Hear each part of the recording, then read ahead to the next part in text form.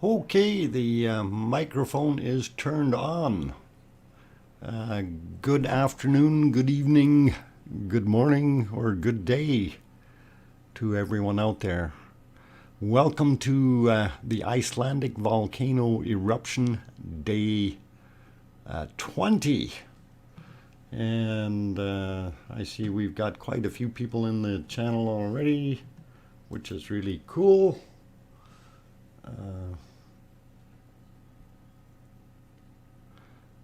So we're going to see what's happening at Geldingadalish. I hope I said that correctly in Icelandic. Anyway, that's the volcano we see going. And it looks really, really good right now. But it was really, really dead earlier. So a little while after we signed off yesterday, and I think it was Renee had mentioned it in a comment that the activity went way down, especially from the fishers, and it was really, really low in both Bob and Bob Jr., as we call them. And I did have a look back. And man, it looked like it just almost quit completely. It looked like there was almost nothing there. So that's kind of a very interesting thing. Anyway, I'm going to say hello to those people that I haven't said hello to yet. Okay, I see Arizona Snowman, of course. Thank you for being here. Renee, welcome back. V Gates. Hoffentlich alles ist gut. And let's see, who else is here? Philomena, welcome back. RLC, welcome back again as well. Don Arnold, aloha. Let's see. Who else is here? Barry is here. Barry, welcome back. Nice to have you here. Okay.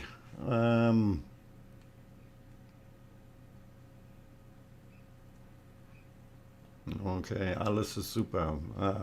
Wunderbar. So, okay, I have to stop that because otherwise I'm going to end up throwing German words in and half of you won't understand me. Renee probably would, but the rest may not. All right. So just to remark back on the absolute drop in activity, and this is something that I think I did mention that yesterday as well, that this thing can go on for 10 years or 20 years or even longer, or it could just boom, turn off, and we won't have anything. So looking at it, it kind of turned itself off for a little while a bunch of hours ago here, and it's kind of rekindled. And I think what it may have done is by decreasing flow, it's definitely going to again cool off a little bit in some areas, and maybe it allowed the flow to come back into the original cone or vent as we see it. But I'm just babbling without knowing. But it does look good. I'm glad it's back. I was looking at the other views, and if I can find one here, I guess this is our flow cam view, and it definitely is still doing its thing. Although I'm kind of wondering, we should see some more activity out of it maybe. But it's starting to flow again. So obviously things are picking up again. And, we may have this type of thing happen continuously. We don't know. If in the future that's what's going to be like. Oh, Essex Magnet Hunter. There's a guy that's going to stick around. Ha ha ha, magnet joke. Stick around? Okay, never mind. Bad joke. Just don't put your fingers in between the big ones. That really, really hurts. Let's see. Desi is back. Okay.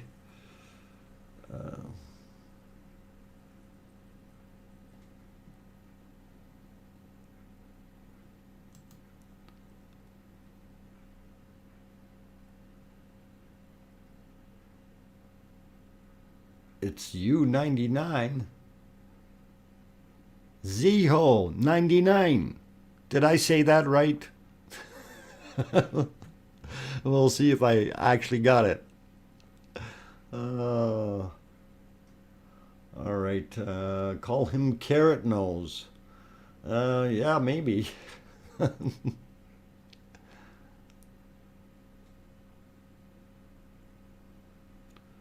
Okay, and 100-1. Oh.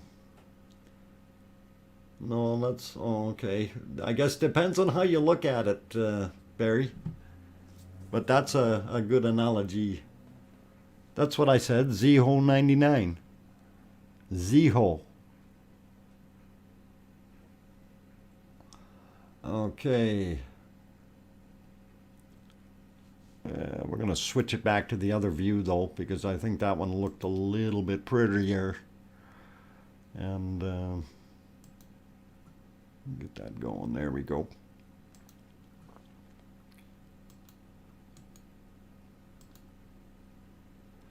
I'm just fiddling around here looking for other things to load and reload. So if you don't hear me talking continuously, that's why.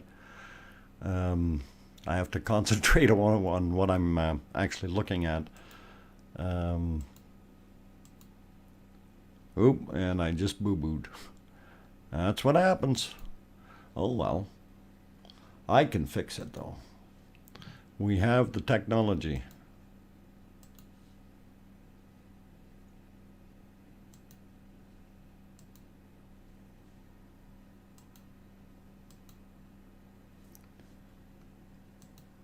Okay. Anyway, I was looking at the cones there. They do look pretty darn good, and I think the fact that they slowed down allowed a little bit more of that lava to stick around and not get flowing away as quickly. But it, and causes the volcano to get a little bit taller. It does look pretty darn good though. I like it. We'll just go back to another view here. Let's see. No, I think that's a skinnier view or further back. Yeah, that's a little bit further back than the other one. And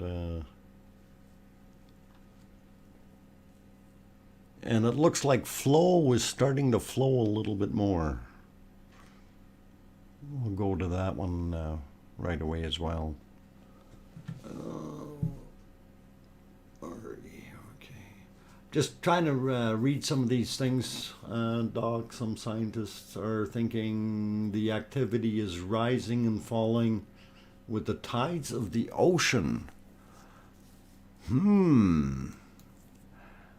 That can be a very likely scenario because both the sun and the moon, of course, are what create the tides on Earth. So if the moon is out, I guess it's going to be pulling. I don't know if there's an actual correlation, but if they actually figured that out, Renee, that's good. And that would make a lot of sense because as you have more pull on planet Earth, when we're facing directly to the moon or to the sun, it's going to increase the activity. And when it's facing away from the two gravity sources, that's when you typically have your low tide. So, yeah, that could be exactly what it is, the ebb and flow of the tides.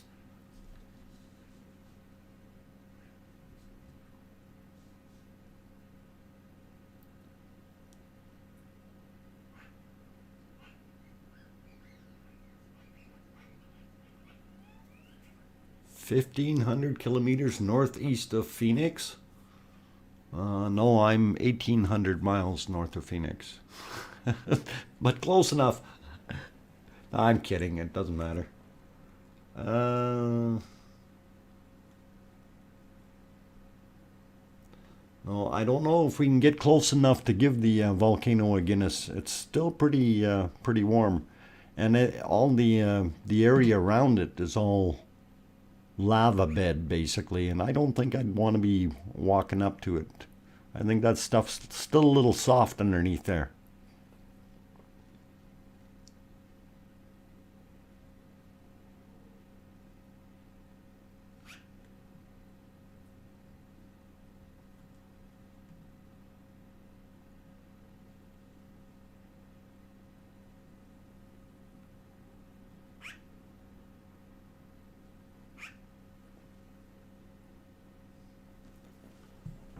Okay, I'm just looking at RLC's question. Is there a way we can differentiate between blackened, cool lava concealing molten activity and just a lack of general activity?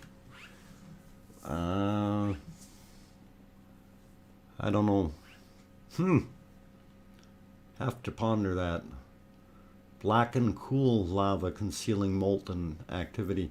Well, you know, it can show activity, but when you're saying cooled, depending on the mass, that stuff takes a little while to cool off. If you have, you know, say a 2 or 3 pound rock that hasn't been near the heat source for a while, it'll probably cool off within the 24-hour period kind of thing, to a point where you can pick it up and walk away with it. But you know, again, it's dependent on mass really, and how much airflow you got around it and so on. But anyway, but as far as the lack of activity or it causing the activity, I don't know.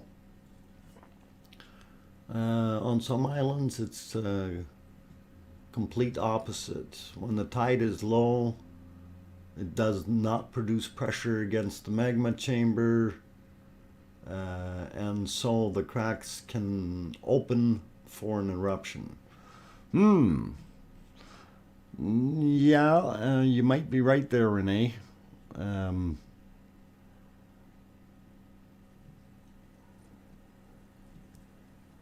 You know, it takes the pressure off of the actual plate and allows more perforations to show up. Then when the tide comes back in, pushes up against it and forces it to push together in some areas. And I think it can go both ways when you think about that. You know, in some areas, it depends on the composition of what's there, right?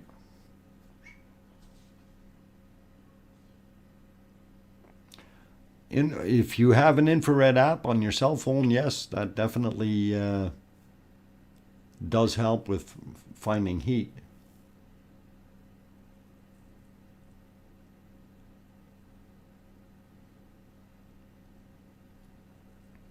Yeah, reading your comment there, RLC. Yes, that's correct. And the action of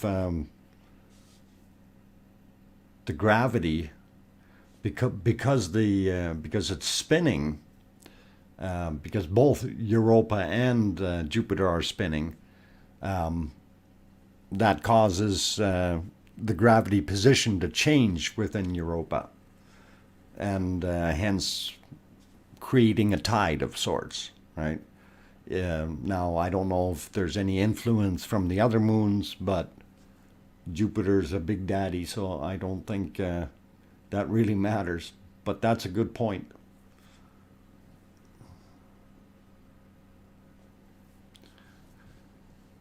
Okay, we'll pop the other one back on here for a few minutes. And it's getting a little longer. A little bit more lava. Still not as nice as it looked before, but I guess beggars can't be choosers. Anyway, guys, I'm going to put it back to the other one, and I'm going to take a little voice break. Before I leave, I'm going to say thank you all for joining. Appreciate that. If you haven't already hit that thumbs up, please do. And if you haven't subscribed and you want to, by all means do that as well. And I will be taking about a 5 or 10 minute break. I will be back, and we'll talk some more about the volcano. Thanks, guys.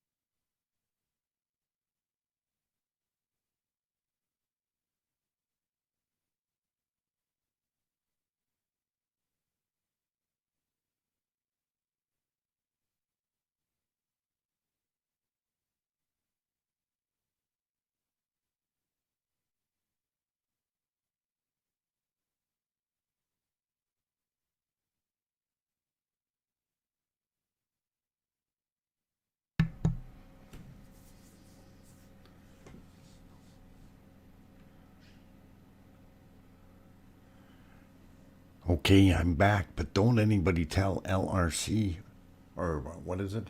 RLC, sorry, that I'm back.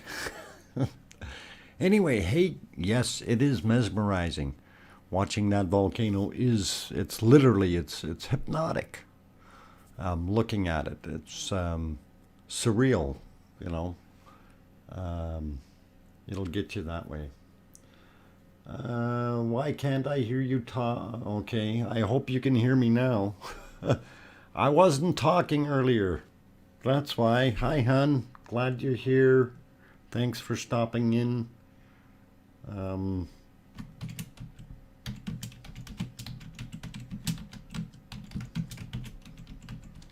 Okay, hopefully you can hear me now. So, anyway, it does look good. Thanks, Essex. Okay, can't chat tonight. Okay, I still don't know if that means you could hear me or not. Okay. All right, Philomena, thank you. No, I was asking Bree that because Bree is using some earbuds, and sometimes it's hard for her to get the earbuds in. So I'm hoping that she can. And she's feeling a little bit better right now, so that's a good thing.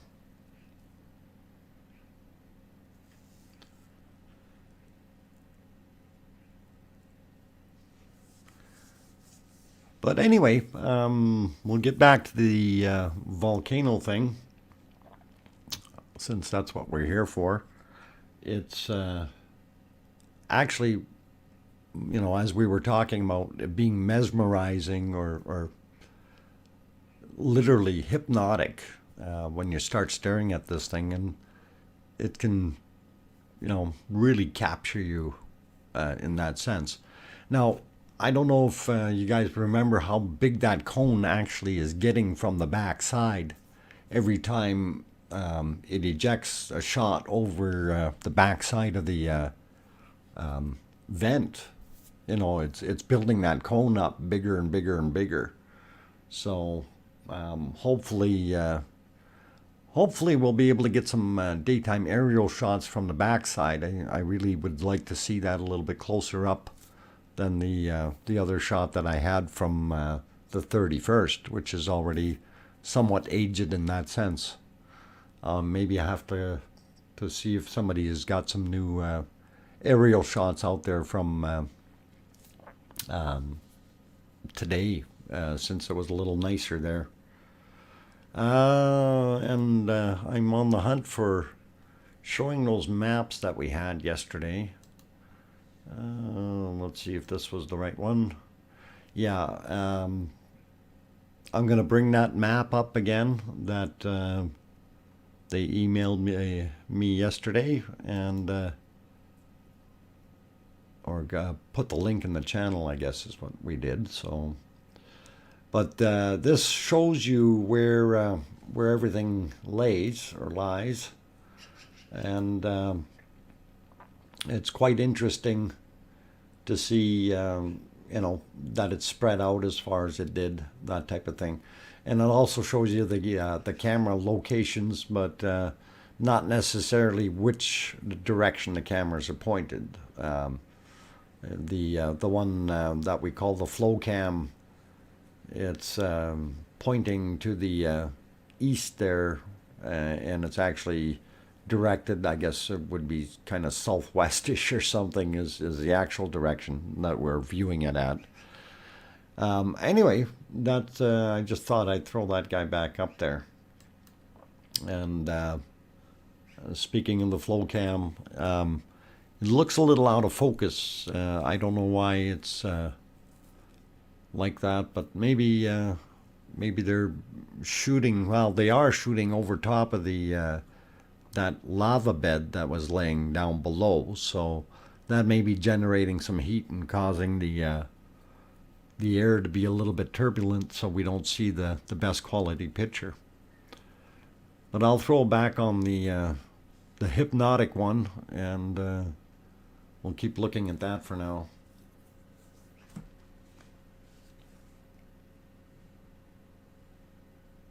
Okay, you can hear me. Okay.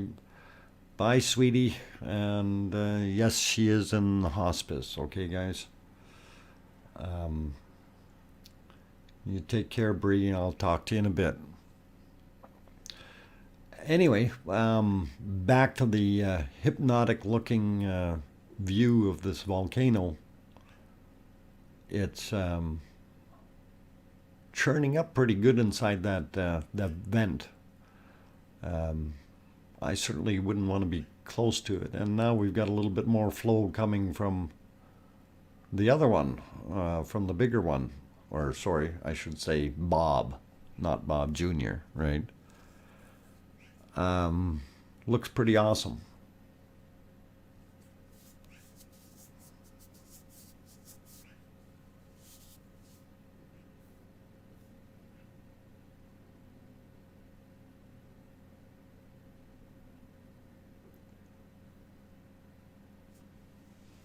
Okay, I'm just trying to read back real quick here in the chat. Yeah, it's a pretty awesome view. It really is. And I'm surprised it's back at it because you know, like I said before, these things they could stop instantly and go dormant and never to spew anything out again, or like I said, it could go for 20 years or 100 years, who knows. Realistically, it's probably going to go for a couple of months.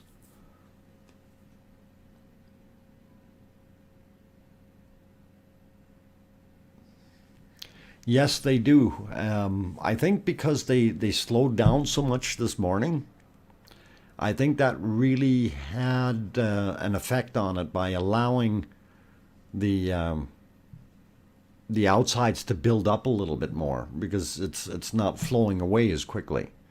And then once the activity picked up again, it becomes a different battleground. I'm still waiting for those guys with the lightsabers to come along and start battling it out front here, but I don't know if that's ever going to happen.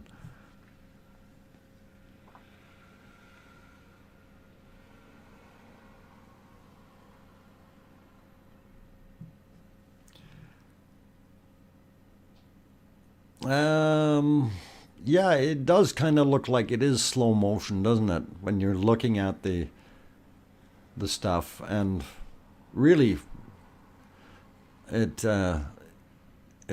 mesmerizing.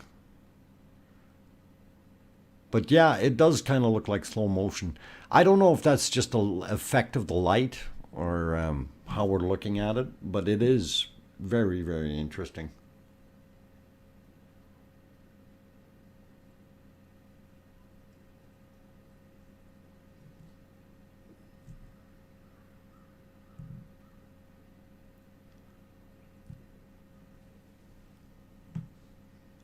Okay, what's everybody laughing about?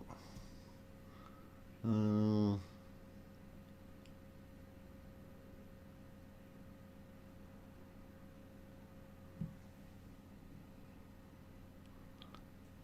like your lava light? Yeah, that's an awful big lava lamp.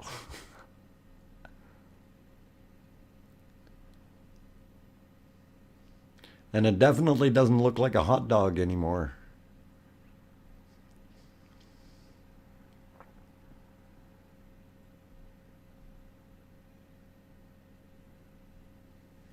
What I said about lightsabers? Well, yeah, if you remember one of the Star Wars movies there where it was actually Obi-Wan fighting against um, what's his name there before he turned bad, Darth Vader, and they were on that lava planet or whatever they call that place.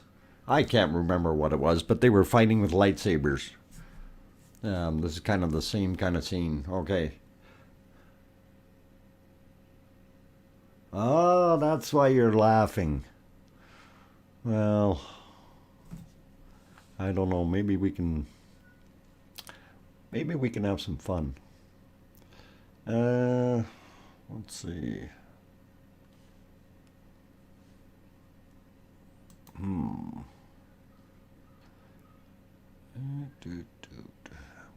Widgets, whiteboard. Okay.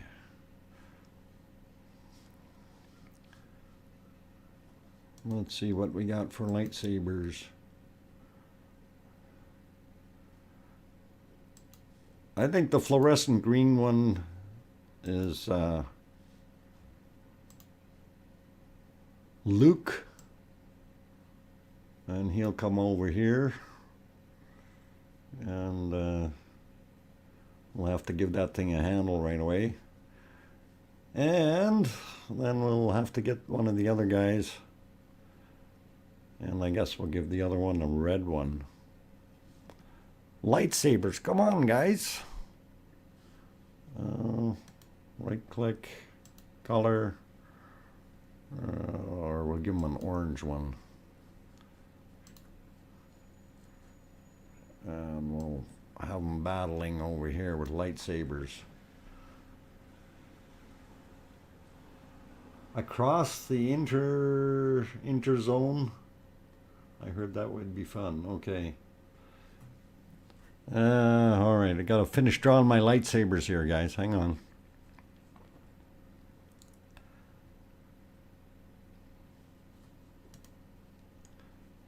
We need some kind of handle or base on these things. Okay, that'll work.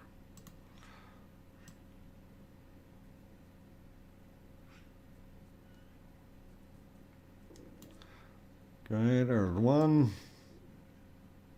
And here's Luke's. Got a special grip on this one. There. Okay, lightsabers. Now we got to build some guys.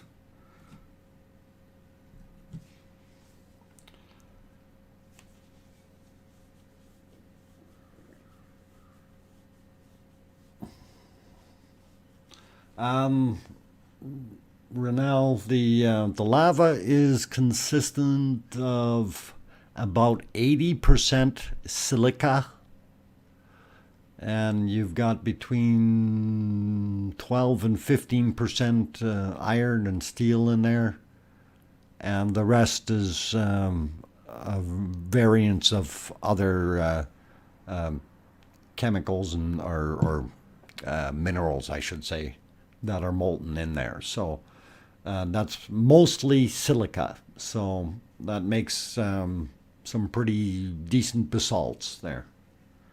Hope that helped.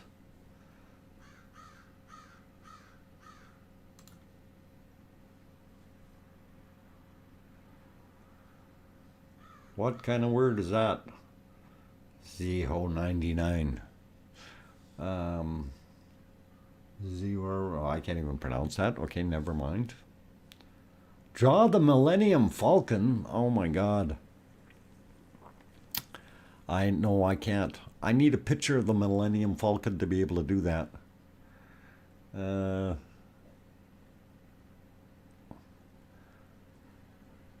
I don't know. Maybe let's see if I can find one here. I gotta have this stuff ready to go beforehand before I can do things like that. But anyway, it's pretty cool. So I'll get rid of these guys for now. We'll just look at our mesmerizing volcano. A pint of Guinness. No. No, I really don't want to draw too much here. I was just thinking of the lightsabers. That'd be cool.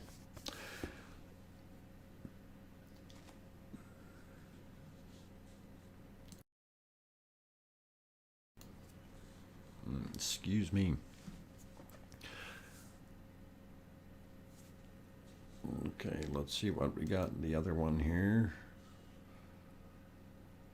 It's lighting up a little bit more on the flow cam, but it's still Still not as spectacular as it was. Wouldn't mind seeing that getting going again. We'll see. Time will tell. Hopefully tonight it won't bottom out like what it did early this morning, I guess.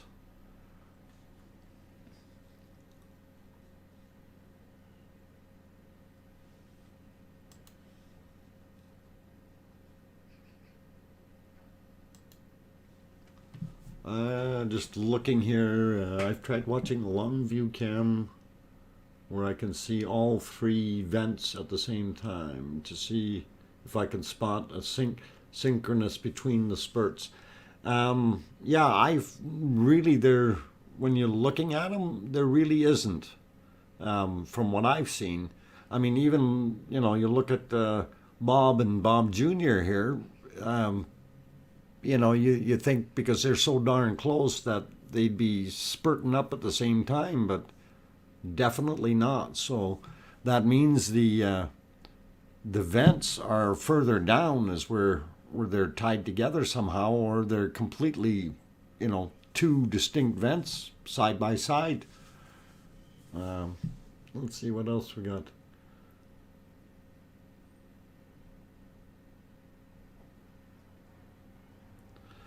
Well, it depends on how far apart they are. For all we know, that the entry point for the two are a mile apart, maybe, or I mean that might be exaggerating, but maybe it's 50 feet or 60 feet apart instead of being, here what we're looking at like 20 or 30 feet apart, right? So you may get a different flow rate, different currents down there.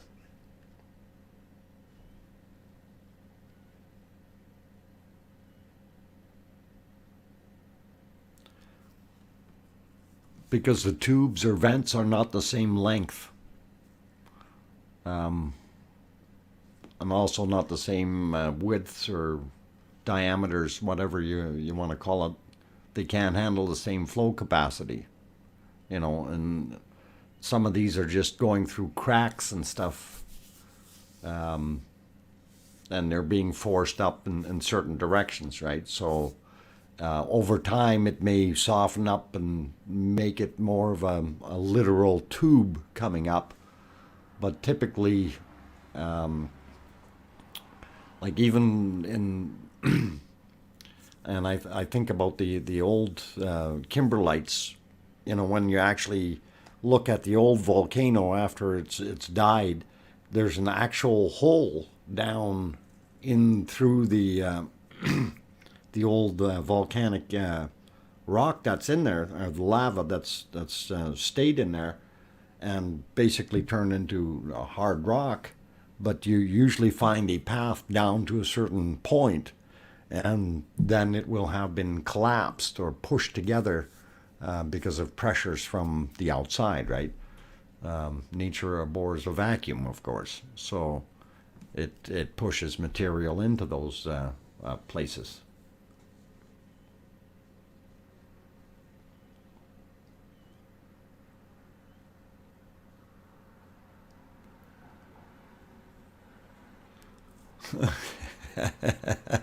uh, I think you're right, Kat. Less like heartburn, more like indigestion. Yeah, that could be.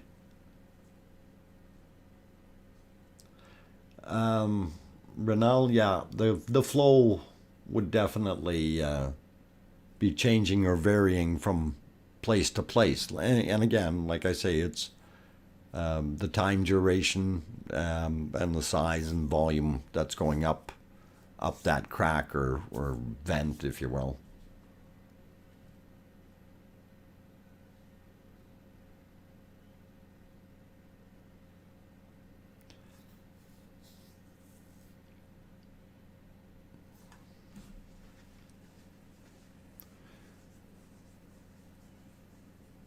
Yes, RLC, you're right about the lava or the water. it would start to evaporate. But the problem is evaporation basically is turning from the liquid state into its gaseous state. And if you have too much water hitting too much lava all at the same time, then you get a rapid expansion, and then you end up with kaboom. Pretty simple. I don't really know how much water would get into these, especially if it's a landlocked volcano. So it wouldn't be as explosive, I guess, if it's a nice clean pipe coming up from the mantle, right? If it were really fractured and had a lot of water going into it, I don't know. I think it may be a little bit more explosive then. In that sense, we'd see more off-gassing. The temperatures would be a little bit more varied, so we'd have a little bit more violent or chaotic scenario if that were the case, I think.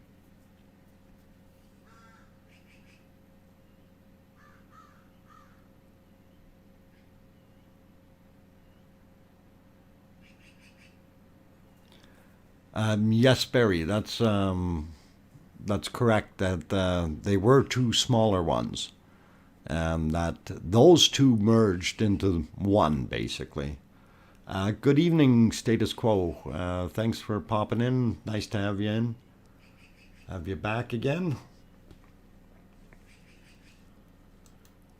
And let's see, did I miss anyone else that came in?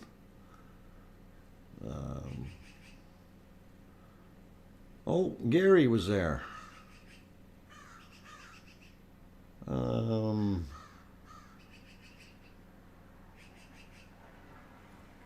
I didn't notice you snuck in, but welcome, Gary. Okay. And E.T. is here. All right, welcome, E.T. I was just going to check on the other side here, and yeah, it's still cooking a little bit there. But on the left portion of it, like, we really don't see a stream flow down there anymore like we did before. So I don't think there's as much coming out of this fissure. Unless it's created some lava tubes underneath and we're just not seeing them. So that's a possibility too, right?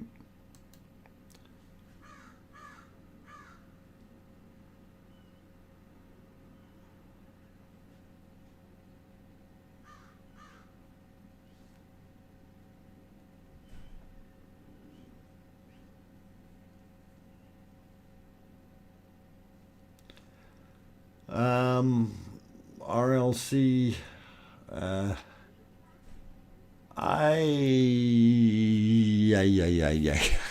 if they drop a bunch of water on it, I wouldn't want to be the pilot, okay? That's all I'm going to say. Because you're basically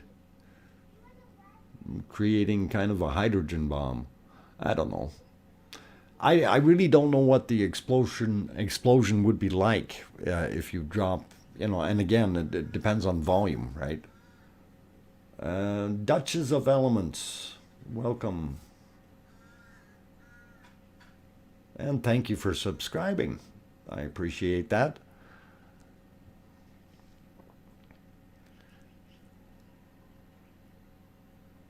Okay. The flowing to the southwest. Oh, you mean it? You think it's actually started flowing into the other areas?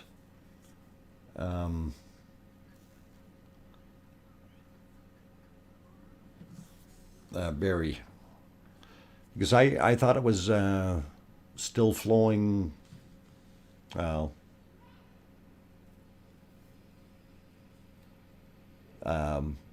Not sure how full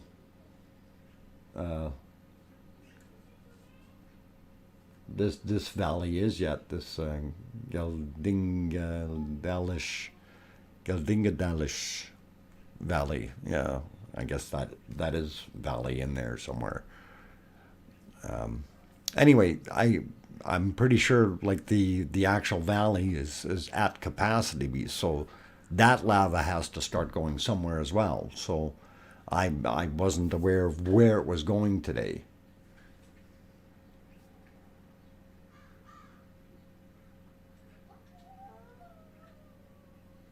Okay, so to the southwest. So if I'm gonna see if I can bring up my trusty map here. Hang on. And then we'll kind of look on the map to see where we're actually seeing that. Where's the other map? Turn this guy off. And we'll turn this guy on. Okay. So I'm going to push this live for a second, and then we can look at the map. Now looking at it, so Geldingadalish is 6.8 million cubic meters, and I think that capacity is probably done. And if it's flowing to the southwest, it would be somewhere in here is where we'd have the flow now. I'm thinking that's about the right area. 2 thumbs up on 2 devices. Okay. I like thumbs up. Anyway, so yeah, going to the southwest, Barry, I think that might be where you're thinking of, where I made the big red circle, which is our green patch, basically. So it has to get over a little bit of a rise, and then I don't know what's going to happen over there. Or is it pouring? It's not pushing out to Skara yet, is it?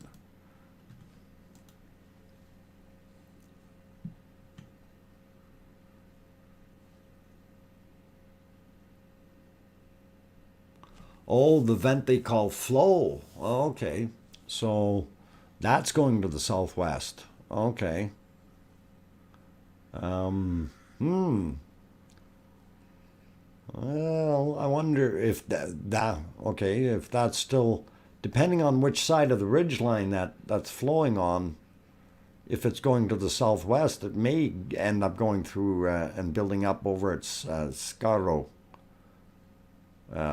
So somewhere in this area then, if I'm not mistaken.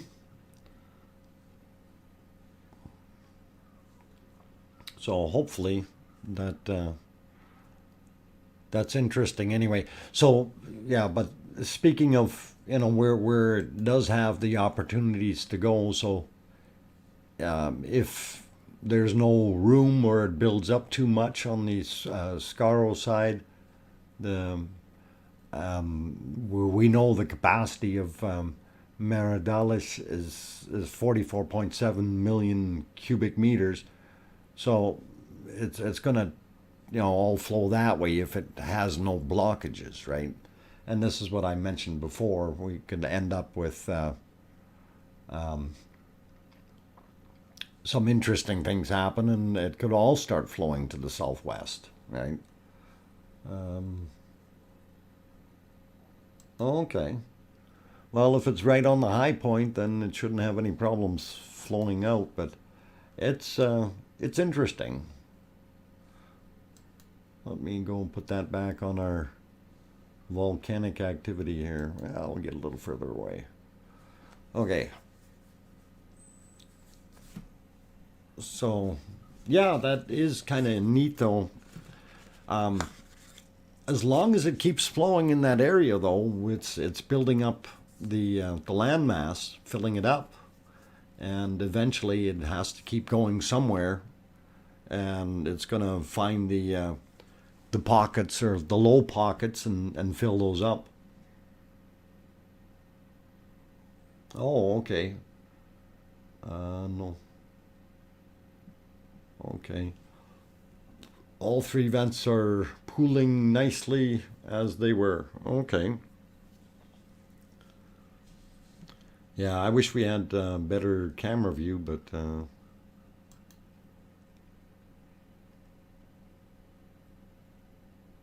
know, we are getting something there, so that's cool.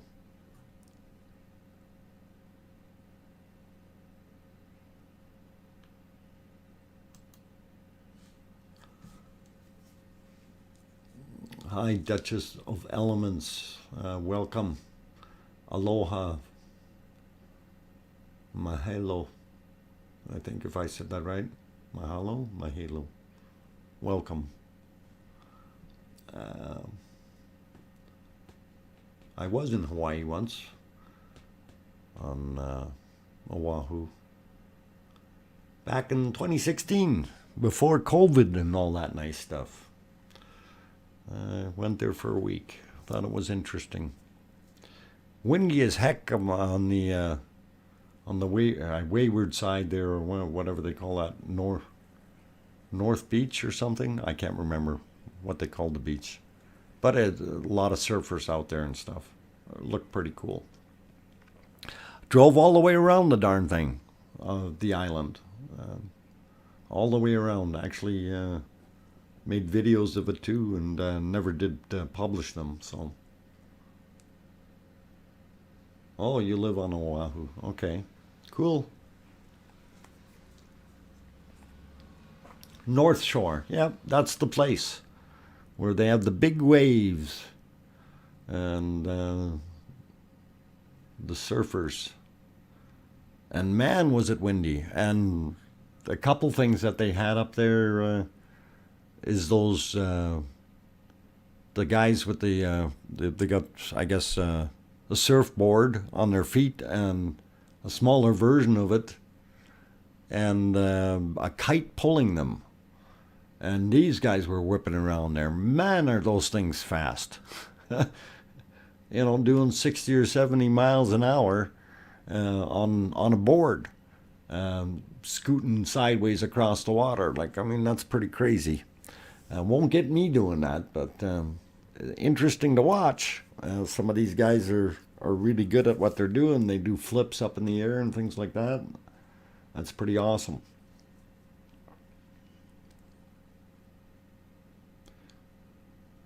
Hawaii is a nice place. Everybody should go visit there. I do want to get to the Big Island one day and see what the volcanoes are like over there, but I'm more interested in the observatories.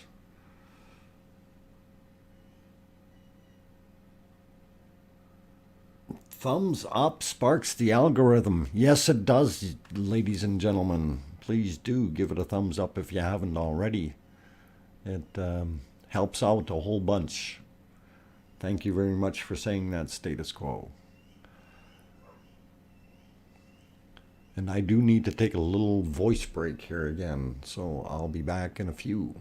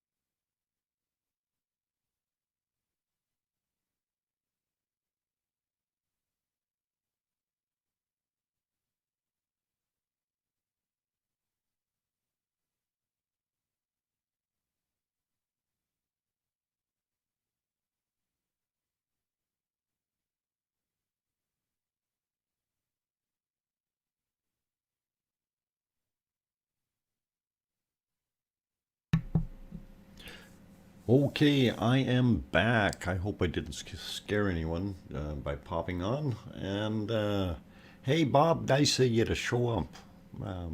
Glad you came to the stream. And we're watching the flow cam, I guess, is what it is, or I'm assuming. And it looks like it picked up a little bit of activity out there. So right on that ridge, spurting out pretty good. But we do like the other view better because it really shows what things are like. So we'll throw it back there.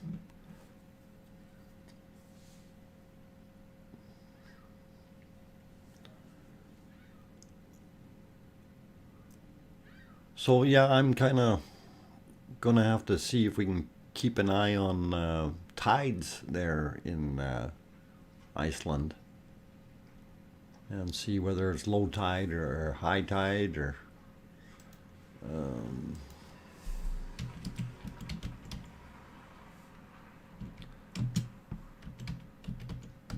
I'll see if I can find anything. Okay, it says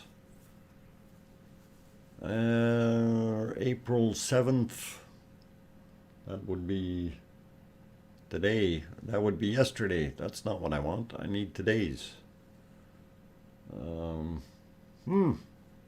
They're a day behind on Google for some reason.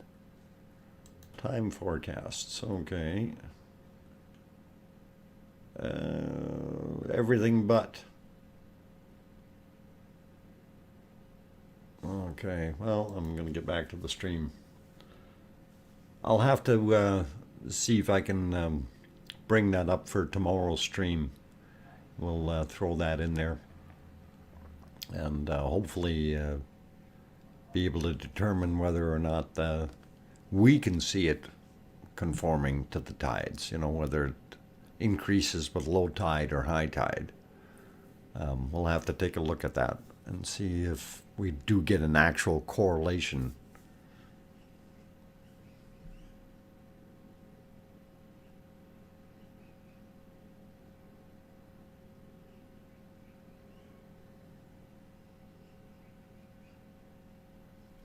Oh, you want me to tell you what I do? Just curious. Okay.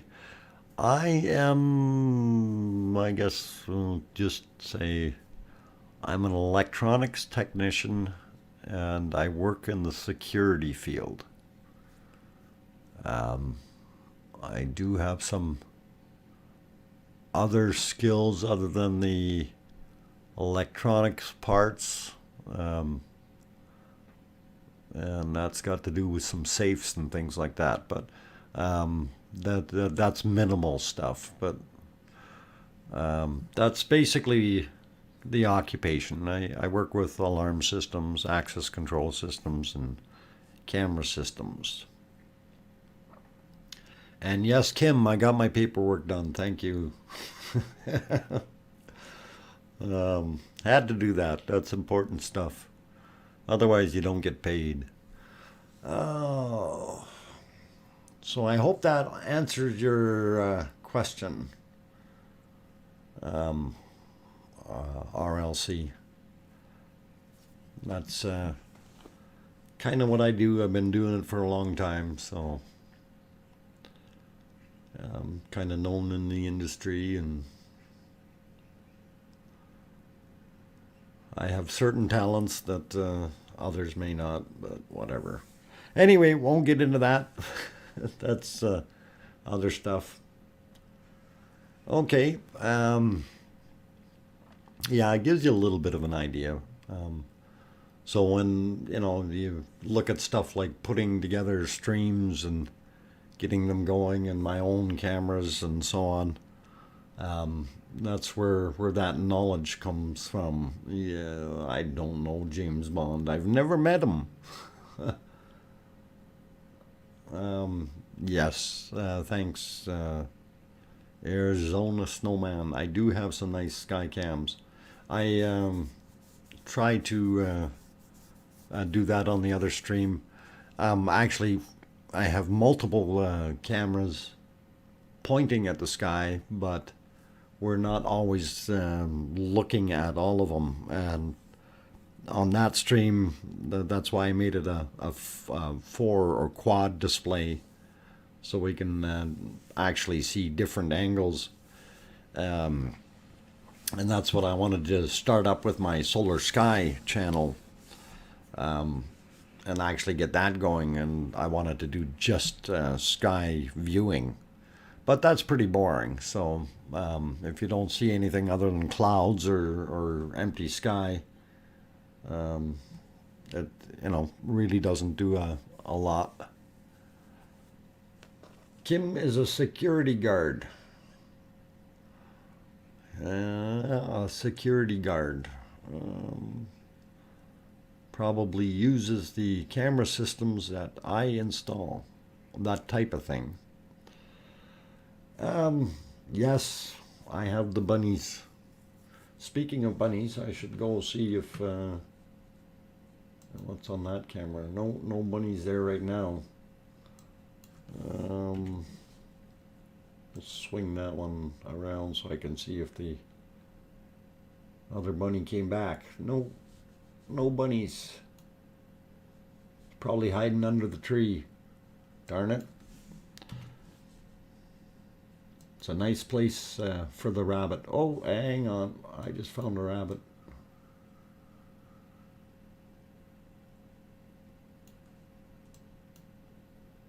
It's grooming itself once again, but that's okay. A likely cover story? Okay, status quo. You might be right. But no, really it is. I'm not a secret agent. And my other hobbies, of course, is prospecting, gold panning. You go out digging rocks. I like that sort of thing. Like digging out fossils. I had a chance to go down to Drumheller, where the Alberta, Alberta Royal Tyrrell Museum is. And I actually did have a chance to go out and dig with some of the guys. And while we were out there, we did find, and I know it sounds a little corny, but we found an Albertosaurus. And I was in the same group there. So anyway, it looked pretty cool. They dug it out, and I guess it takes a bunch of years before they can put anything like that on display because of all the work that they have to chip out all the rock and all that out of the fossils to make it all happen. But I'm into that kind of stuff. And down in southern Alberta, it is actually a little bit kind of on edge. You get some tiny little earthquakes down there, very close to the Montana border. And I think that's all part and parcel to Yellowstone and that big caldera underneath there. And that's just on the edge of it, towards Waterton Park and that area, East Glacier area in Montana. That's kind of the northern edge, I think. So, not sure about going to Yellowstone though. I wanted to. I've never had the opportunity, so that may be a place to go. People tell me that when you're walking around, it feels like you're actually floating on something. So the ground doesn't feel as solid as it does if you were on, something that had really solid bedrock underneath. Ethiopia clip, duration.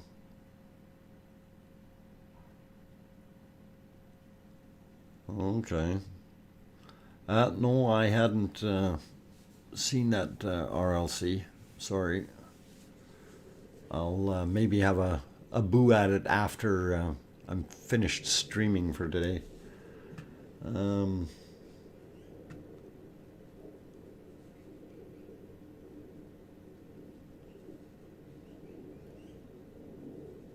Did I find any Geodudes? No, I didn't find any Geodudes. Geology? Are you referring to geologists?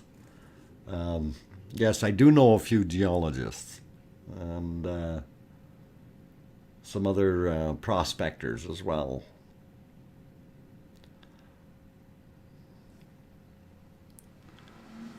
And that's why I guess that's kind of throws in what I like about volcanoes and things like that. So it's interesting. Gary, welcome back.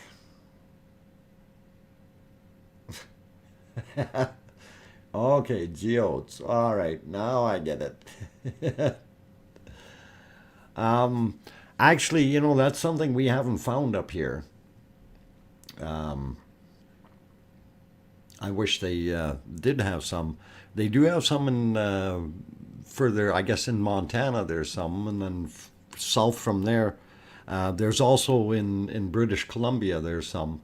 And I think those things are partially formed from heating and cooling, right? Oh, Geodude is a Pokemon. Okay, well, I don't know what he looks like, but all right, I'm not going to worry about it.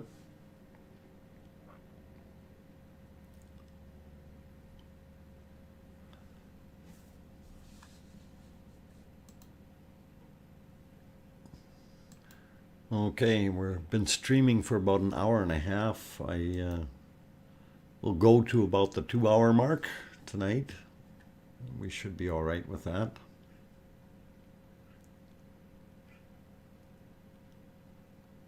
A rock with arms. Oh, okay, cool.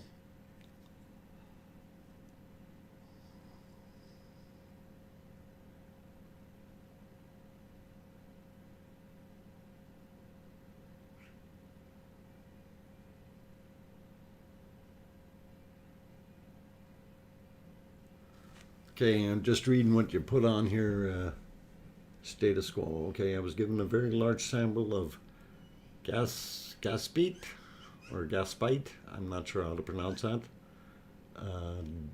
Deep green color like antifreeze formation from Alberta in the 1940s.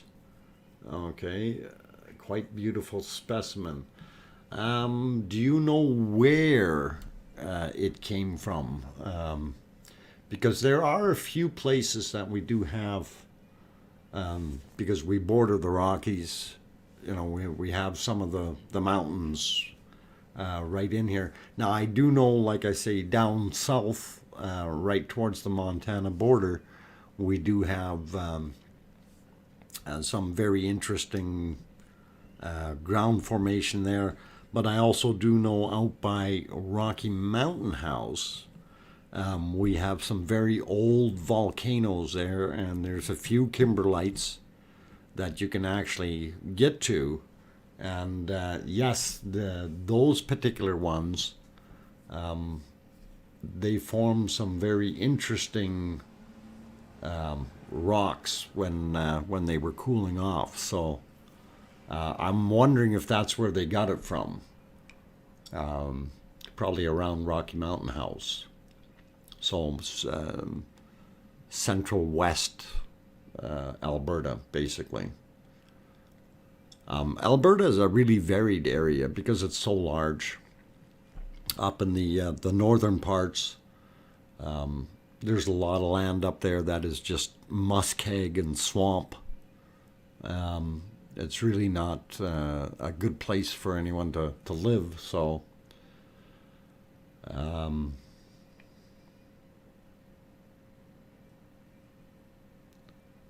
blow up a whale once in Alberta?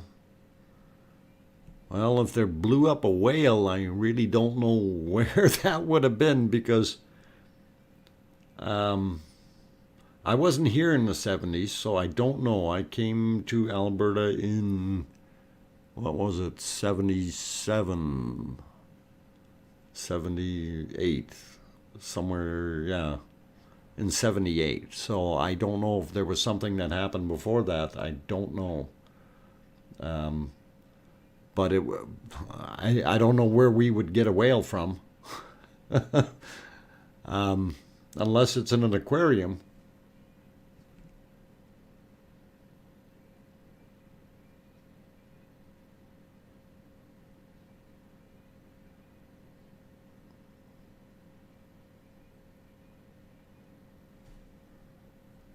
Okay, yeah, if okay, so it was found in the kimberlite. So yeah, there are some down right south or close to the border, or probably, well, I should say about 15 to 20 miles north of the Alberta-Montana border. And I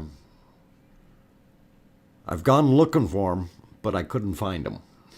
So I did find the ones out in Rocky Mountain House, a few of them. So it's some of it's easy to get to, some of it isn't, right? So it depends on how much time you spend prospecting or going out and looking for these things. Gems sometimes are, you know, just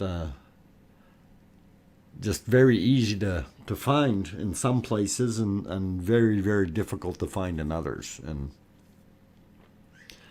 I know out in BC there's some rock that has kind of a blue in it, and I can't remember what the name of the rock is, but a fella found one that's probably 2.5 feet wide and probably about a foot tall, and it was broken in half, and you could see the layering of this blue, the aqua blues in there, and darker blues on the bottom and stuff, and it makes a beautiful ocean scene. And that particular rock that he found, he was able to sell it for $50,000, and he just basically stumbled on it by accident, and that gives you a little bit of an idea of what they like. I see a magpie in my tree trying to build a nest again. I'm gonna have to shoo it away. That's a problem we have here, is we get a lot of magpies. Some of the places around the world have none, and we are unfortunate to have a lot of them. And they're noisy birds. They can steal things too if you leave it out.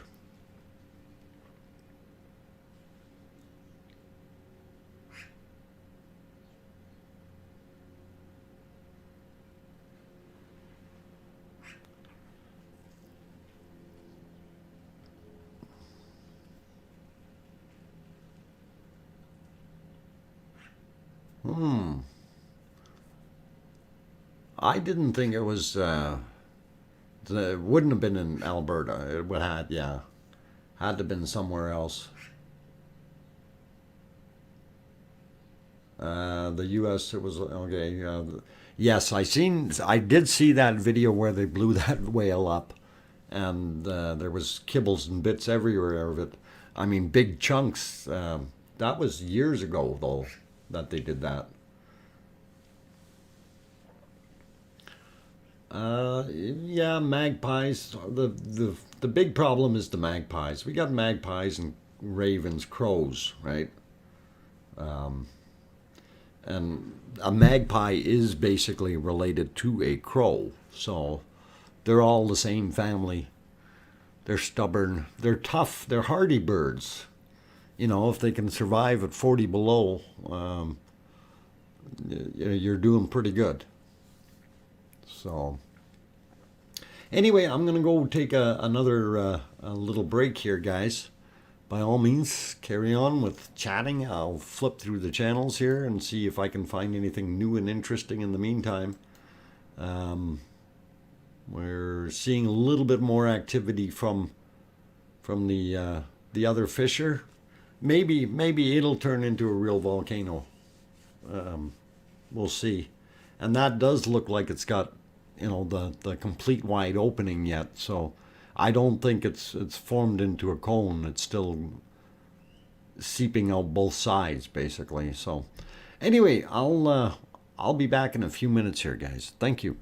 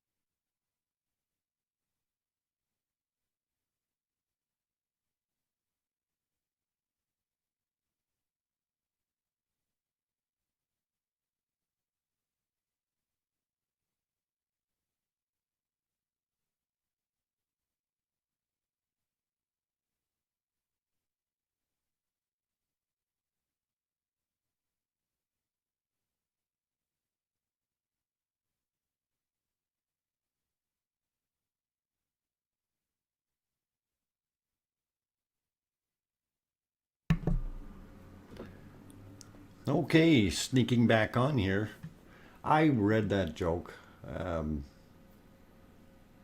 the answer that Status Quo put on the screen was a crow has 4 pinion feathers, big wing kind, and a raven has 5.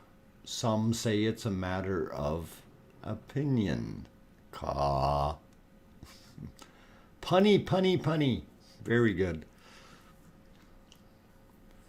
Yes, a matter of opinion, eh? That's how they talk here, eh? No, actually, that's not how they talk here, eh?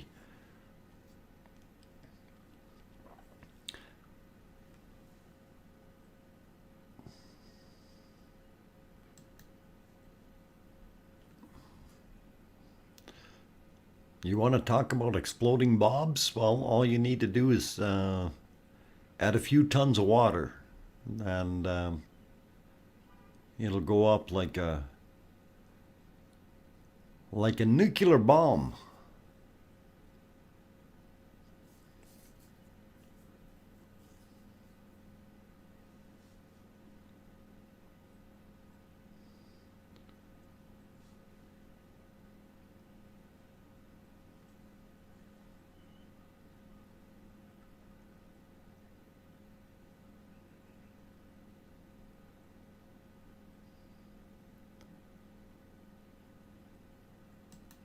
I'm just trying to keep up with the chat. If I'm reading the chat, I can't yak. It's one of those things. I have to be close to the microphone here. So, Bob and Carrie Fisher. No, it's Bob and Bob Jr. is who we had here. I think those were the names. The original tall one is Bob. So, you can call it all Bob.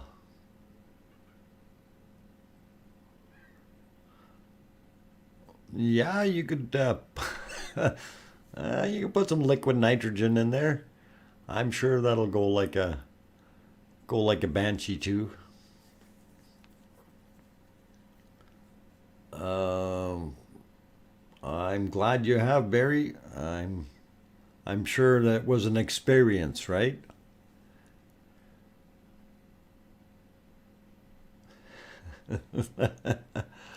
Fish flavored gum, eh? I bet you it's a real good chew. I personally don't like eating any of that fat stuff. It's ugh. Whale blubber is not for me.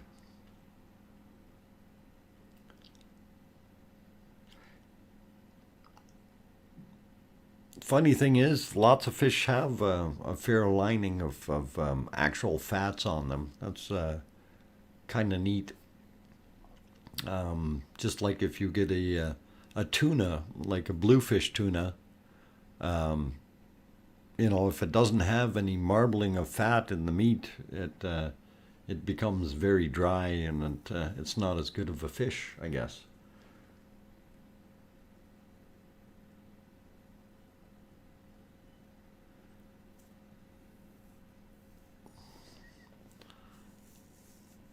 That's if it's fresh, Kim. It's fish flavored.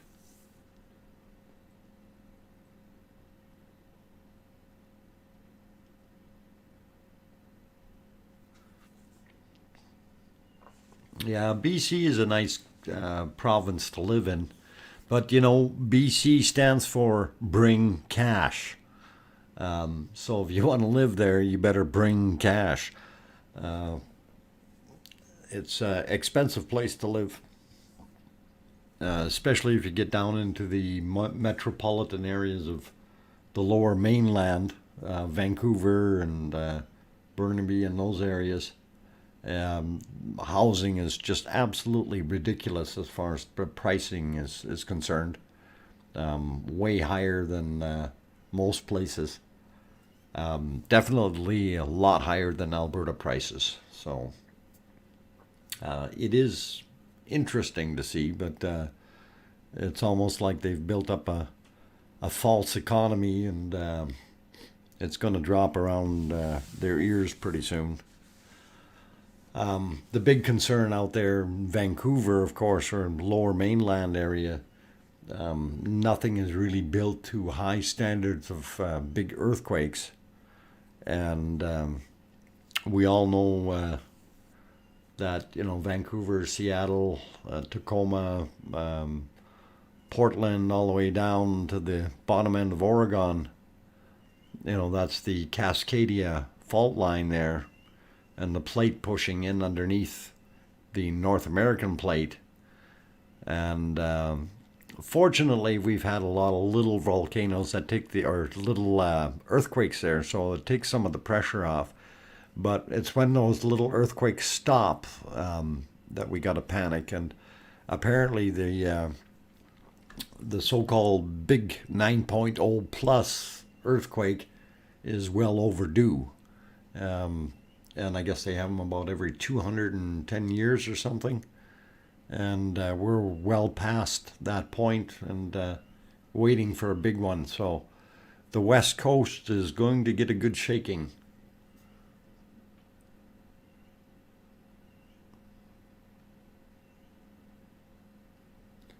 Oh, okay. Nanaimo's pretty expensive as well, I see. But that's still cheaper than Vancouver, I think, Barry. A 3-bedroom home in Vancouver is easily $1.5 million and up. Blame South Park?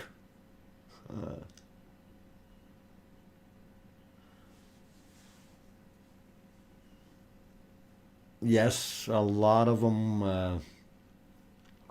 They Gary, that's a good point. A lot of the what they call snowbirds, they have a place down either in Arizona or Florida. Those are the two where the so-called snowbirds basically go to. Um, Arizona, of course, it's that beautiful dry weather.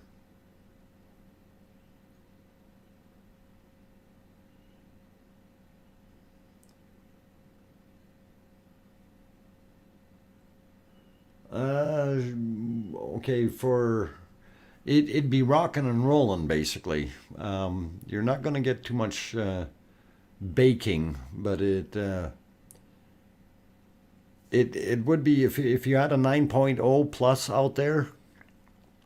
Um, I think what would happen, and this is just my personal opinion of knowing, how that fault lies, and the bottom end of the Cascadia fault actually touches in or joins up with the San Andreas fault. So if the Cascadia fault goes, you're going to have a zipper effect all the way down into the Baja of Mexico.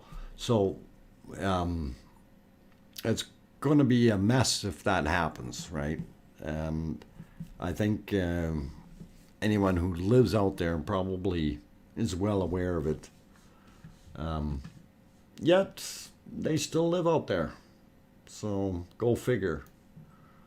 Um, it's interesting that they do, but kind of surprising. I have family out in Vancouver, so it's kind of that way. The baking comes from the volcano that wakes up. Yeah, and that Mount Rainier is one that they've been looking at for a while. Um, that could possibly go, Kim, if something happened there. And of course, because the Cascadia plate is subducting underneath the North American plate, that's what actually causes pressure or pushes that lava up into those bigger mountains, and in turn causes volcanoes there, right? But also that same effect of the subduction of that Cascadia plate is actually what feeds the cauldron down in Yellowstone. It creates that pressure to keep it pushed in there, and that's kind of a neat little thing there. So if we have a big earthquake there on the Cascadia fault line, that could possibly create a multitude of volcanoes, including putting some pressure on Yellowstone and perhaps causing some eruptions there. So, yes, that's you're right. It's the Juan de Fuca plate, not the Cascadia plate, but it's the Juan de Fuca plate. My apologies. You're right. My bad. But yeah, when it does push, that's what it's basically doing, subducting and putting pressure on those inner areas, that are further to the east, and that does have a big influence on it. So,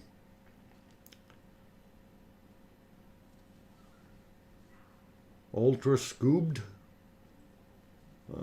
super scoobed, hyper cubed, super cubed, ultra cubed.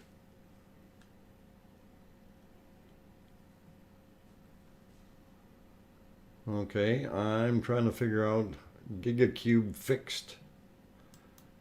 What are you cubing about? Tetracube. Oh my god, now we're getting into Zacrocube. You're gonna run out of cubes pretty soon.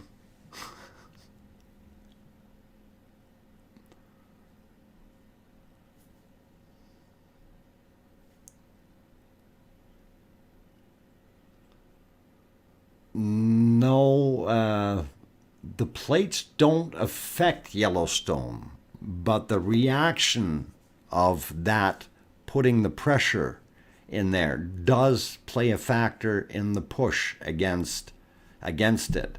That volume of lava that would be forced or moved below our mantle, it actually creates a wave, okay, when that lets go because of that shock. That's what I'm referring to.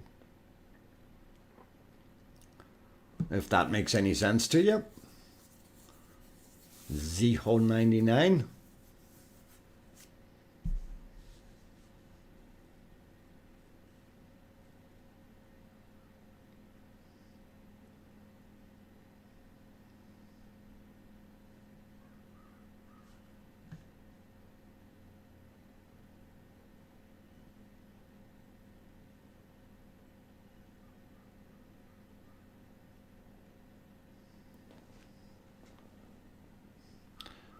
Well, the thing with the big one down there in if the San Andreas goes, I mean that could actually have a reverse effect and cause that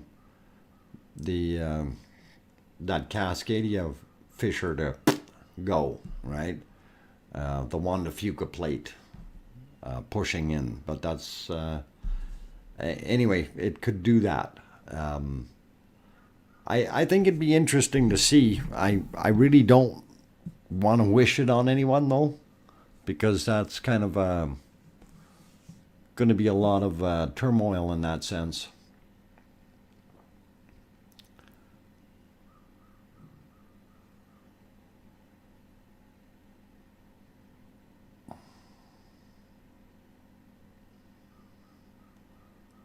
Okay.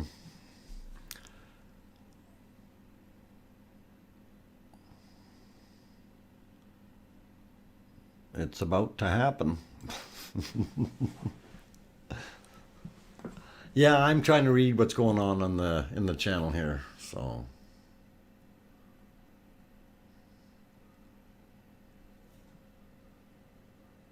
slower low voice 18.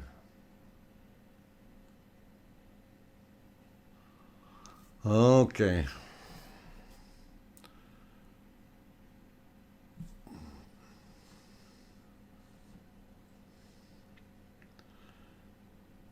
Okay, Mr. Vega, please cease and desist with the the unqualified comments there, okay? Thank you.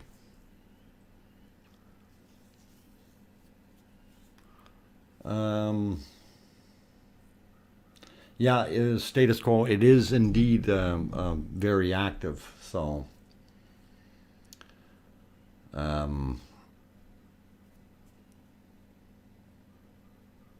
yeah, that's all right. Yeah, Vega has been muted. And Vega is only temporarily muted for 300 seconds or 5 minutes. And if Vega wants to return after that and be nice, we will let him. And if he doesn't want to be nice, Mr. Snowman is going to throw his snowball and hit the switch. Take a break. Oh, I want to take a break. Can I? I've been running 2 hours here anyway. Let's have a quick look around at the other scene and see what it looks like. Yeah, Tom, I prefer not to ban people, you know, and if they're being a nuisance and we give them a chance and they come back and they straighten out, then it's fine. But if they continue to be abusive, you know, it's very simple. It's time for them to go away, right? So we take care of that. It's not a problem. A naughty step. Naughty? Naughty. Tie your rope the right way. Oh, did I say that out loud? Oops, sorry. Oh.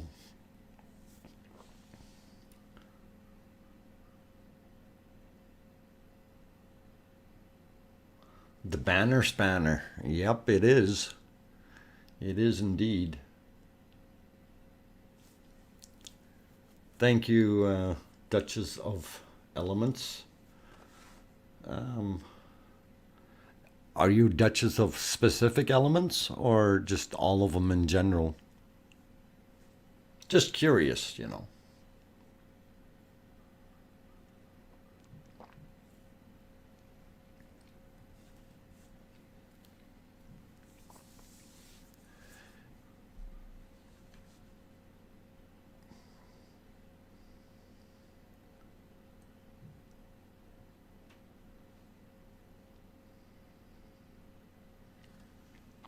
Yeah, Doc Savage, welcome. I haven't seen you pop in until just now, but yep.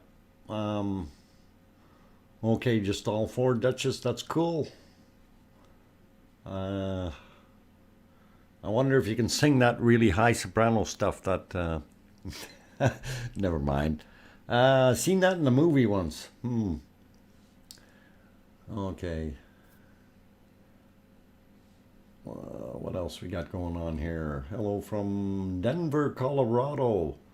David Brown Eyes. Hey, hello, David.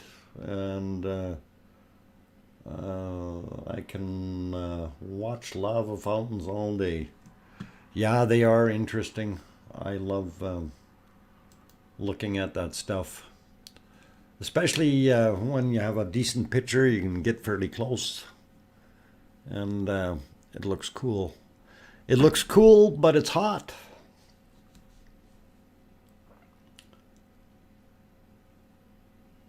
Hello, is it Samir Traveler? I'm not sure if I pronounced that right, but welcome.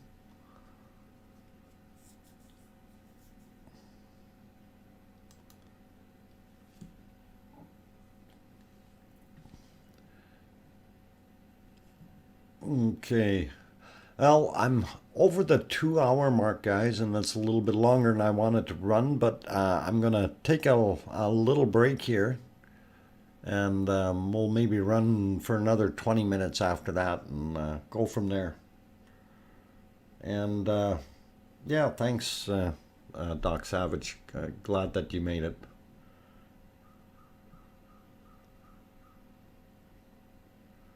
You can feel what section will collapse. Okay, cool.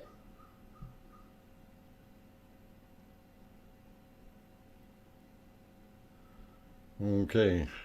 All right, I'll be back in a few minutes, guys. Thanks.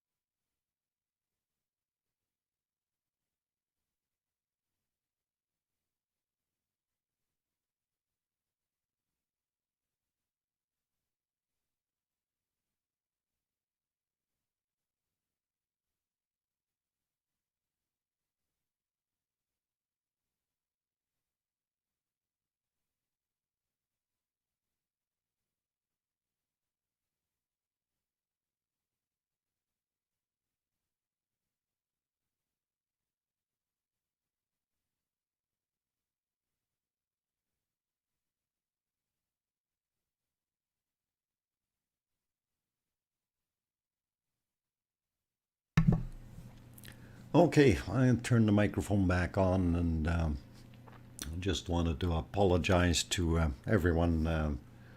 We got rid of the problem, and we don't need to be spammed in here. So I don't know why people have to do that.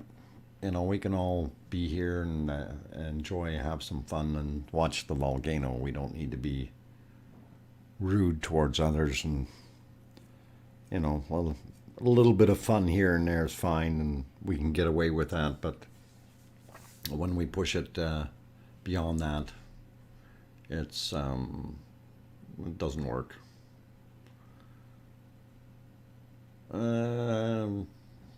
My sleep deprived brain.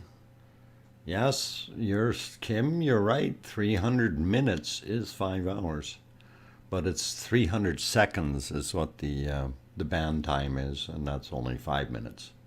So, or 6 minutes, I think. Hang on. Yeah, no, 5 minutes. Had to recalculate that myself. That's fine.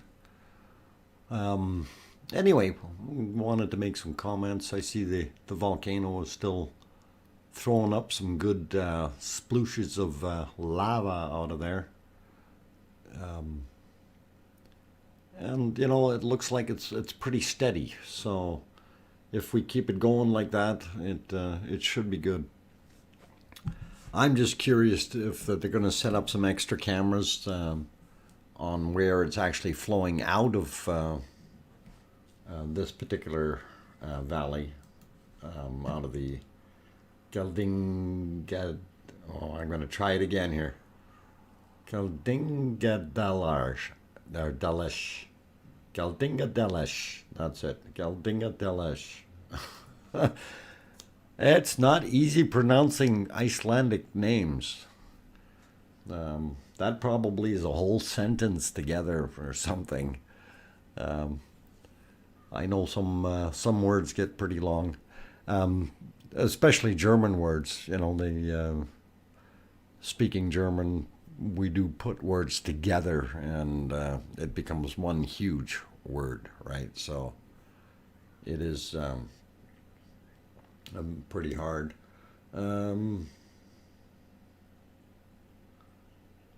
I picked up a lot. Okay. Or my name. Isn't it Ziho? Is that not right? Ziho? Tell me if that's right or wrong.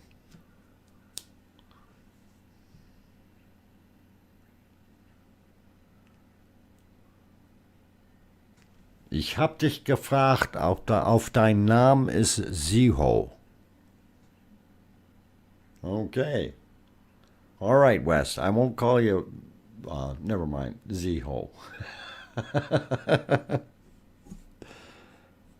No, this is an English speaking chat. Thanks.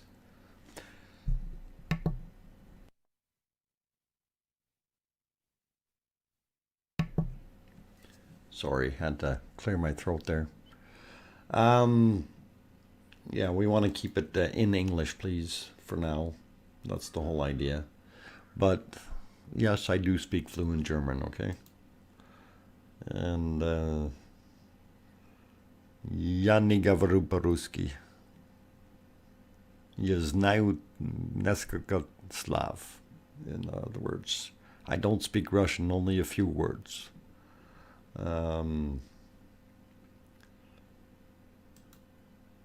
But I don't want to be speaking other languages. We're good with English. But I love the view. It does actually look very, very nice. And seeing that volcano go, it's cool.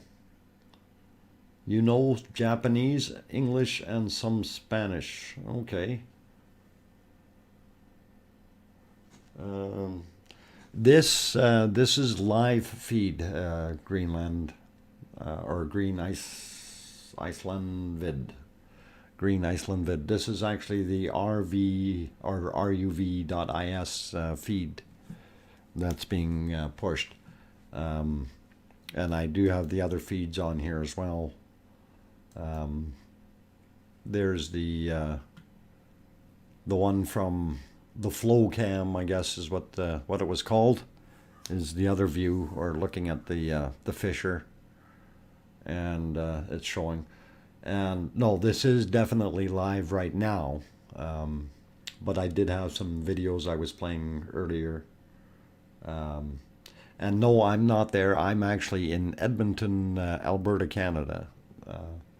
And the rest of the people are from all over the world.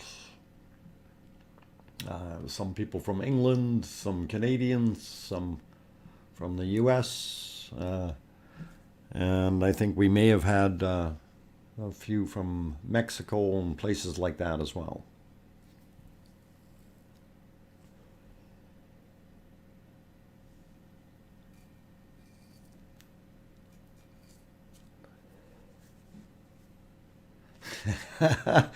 Kim, you're absolutely right.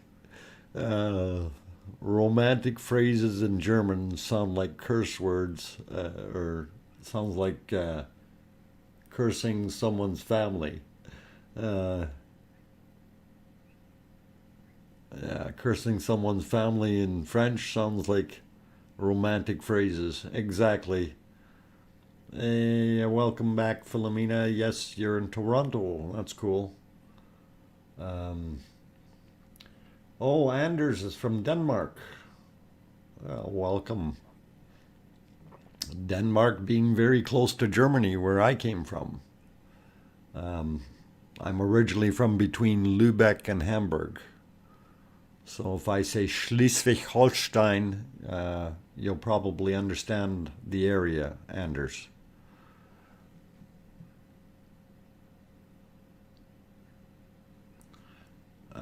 Green Iceland. Okay, you're right in Reykjavik. That's cool. Thanks for joining us. And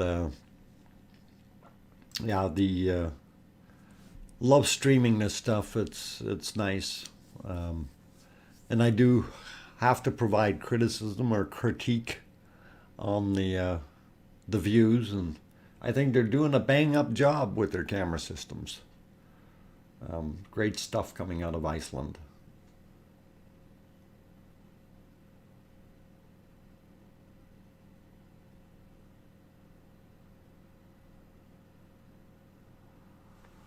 Oh, yeah, that's right, status quo. I haven't seen Ruth though tonight. Maybe she just couldn't get in here yet.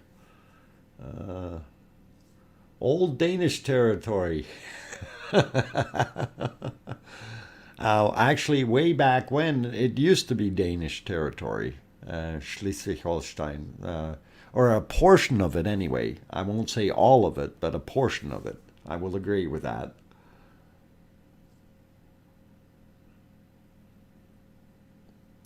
Yeah, it was, Kim.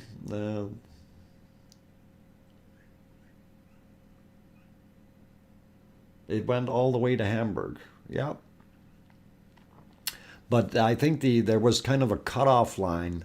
Lübeck, I think, was still part of Germany in that sense, and it wasn't. That was kind of the line there. It's almost like they went up the autobahn from Hamburg to Lübeck. Um, if I recall correctly, I may be wrong, not thinking of the right map, but yeah, way back when, 1864.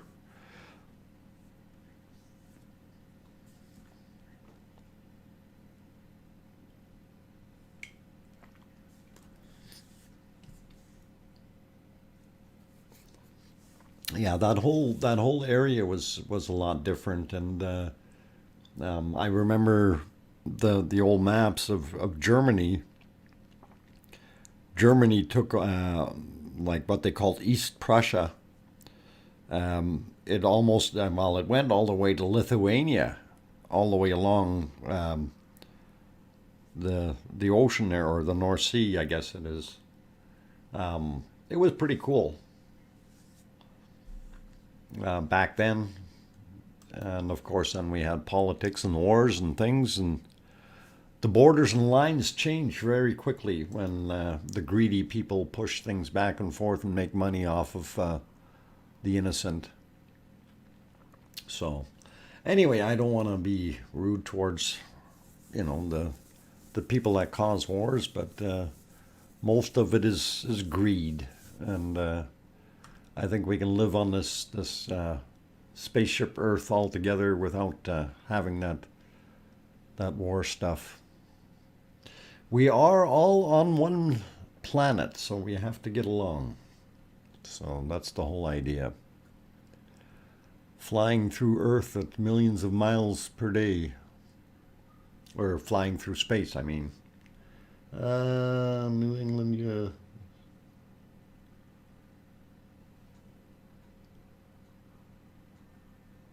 Yeah, it was actually called Vineland. Uh, New England, USA was Vineland originally, and that's from, I think that was from the Dutch, actually had an influence on that name.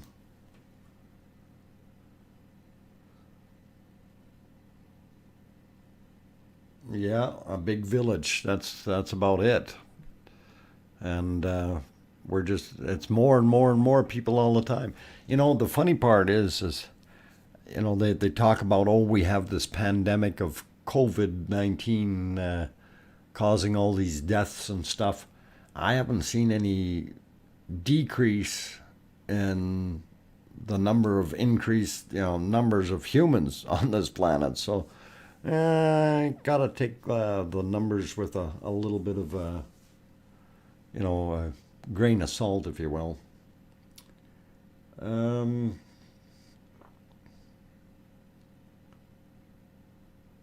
oh, okay. It was Okay, the Vikings back in the 900 or whenever they were here. Vikings named Vinland. Okay, and they were here 400 or 500 years before Christopher Columbus ever got to North America, which is pretty cool. I know in on the west coast, or sorry, east coast of Canada, there's some villages and stuff. There's also some Chinese villages there that they've unearthed and found, and that's kind of interesting. So um, it's real neat. Benedict Arnold's windmill is really a Viking church. Oh, cool. I didn't know that.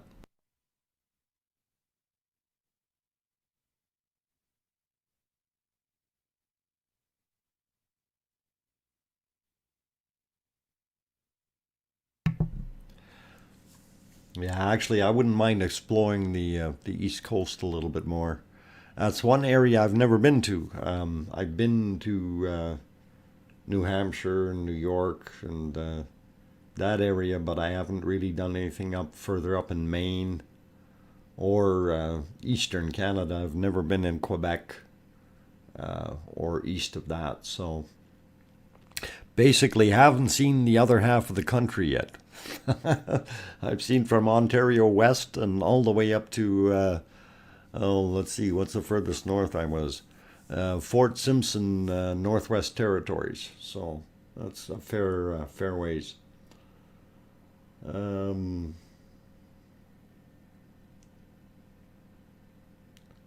Pennsylvania. I've been in Pennsylvania.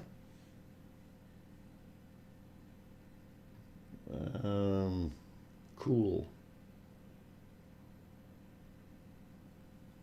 Yeah, if you want to join us in the chat, you're more than welcome to. If you haven't hit that like button already, by all means, please do. If you enjoy what you're hearing and seeing and all those nice things. And if you'd like to subscribe, that's a good shot for you too. If that button is still red down there, you hit it and turn it to that gray color, and then you'll be able to see tomorrow's stream as well when we get back on here tomorrow evening.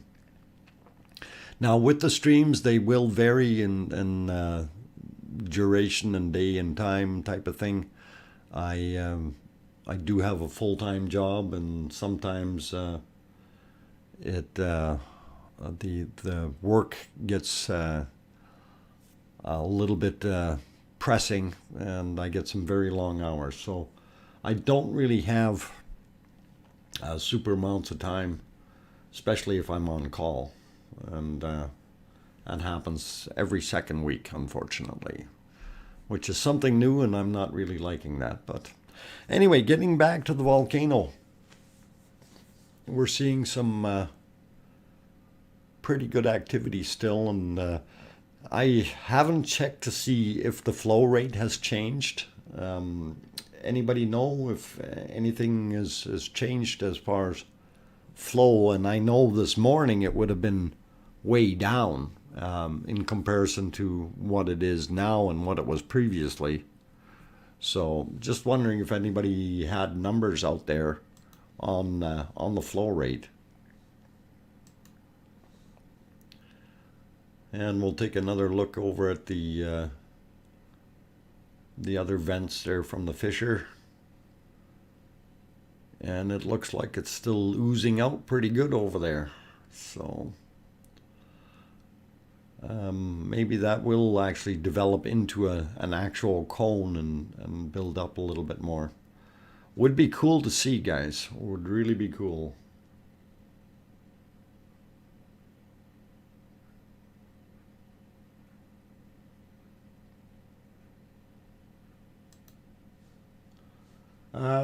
Yes, Kim, that's actually Ringing Rocks. I've heard of that. I wanted to go there, but I didn't get there.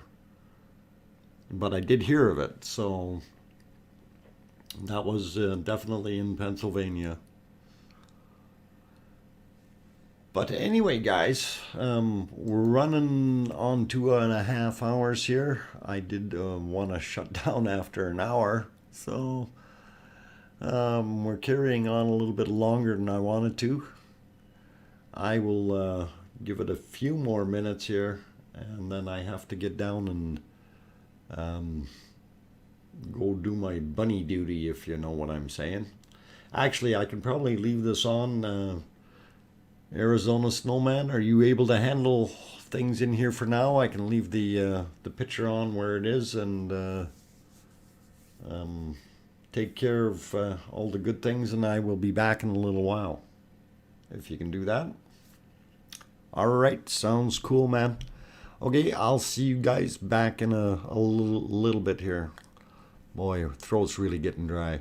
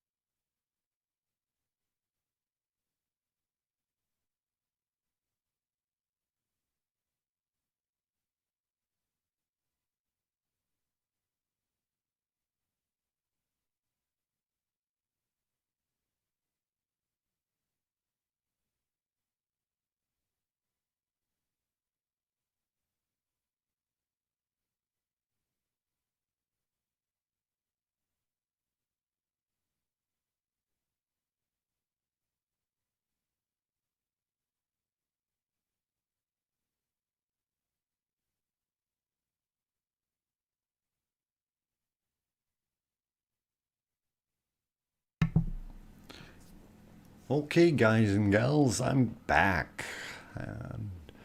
Did my bunny duty. The bunnies are fed and watered, cleaned up the area, and when I got down there, there was actually 2 bunnies I had never seen before, which was really weird. So the other wild bunnies know that there's food there. And unfortunately, the one bunny, he took off fast, but the other one seemed to have something wrong with his back foot. He ate a bit and then he hopped out. Took off before I could really have a good look at it, but he definitely had some problems with his back foot.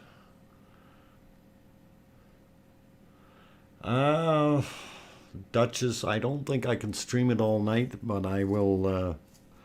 I'll leave it on for a little while yet here and keep it going. I mean, we do have a fairly decent picture compared to last night, so. Well, there was actually 3 though, because LB was out there too. So. Whatever 3 is in Japanese.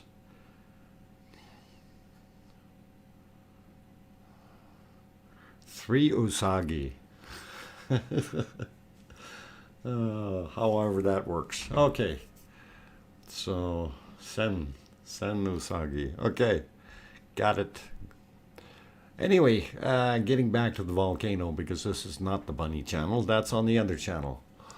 And if you guys did want to go see bunnies later on, or go back in time and see, I will post the link here real quick to the channel, and you can always scroll back. And the link that I'm pasting here is for my 24/7 live stream that always runs. But that doesn't have volcanoes on it. It basically has several sky cameras and the bunny cam. And we do get bunnies.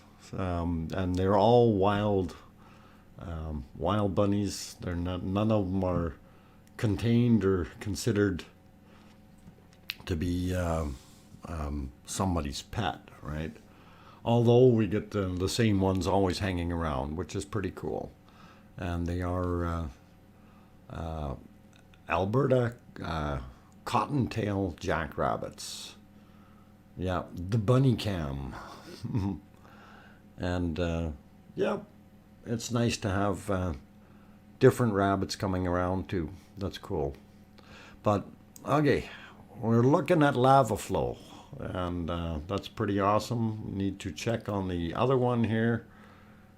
And oh, it's starting to flow out a little bit there to the left, a little bit more than what it was before. So hopefully we'll get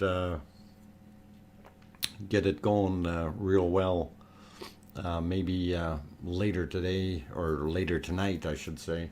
It's already after midnight, or it's already day 21 technically of the Icelandic volcano, but I'll leave it as my day 20 on here, so that way I'll have reference.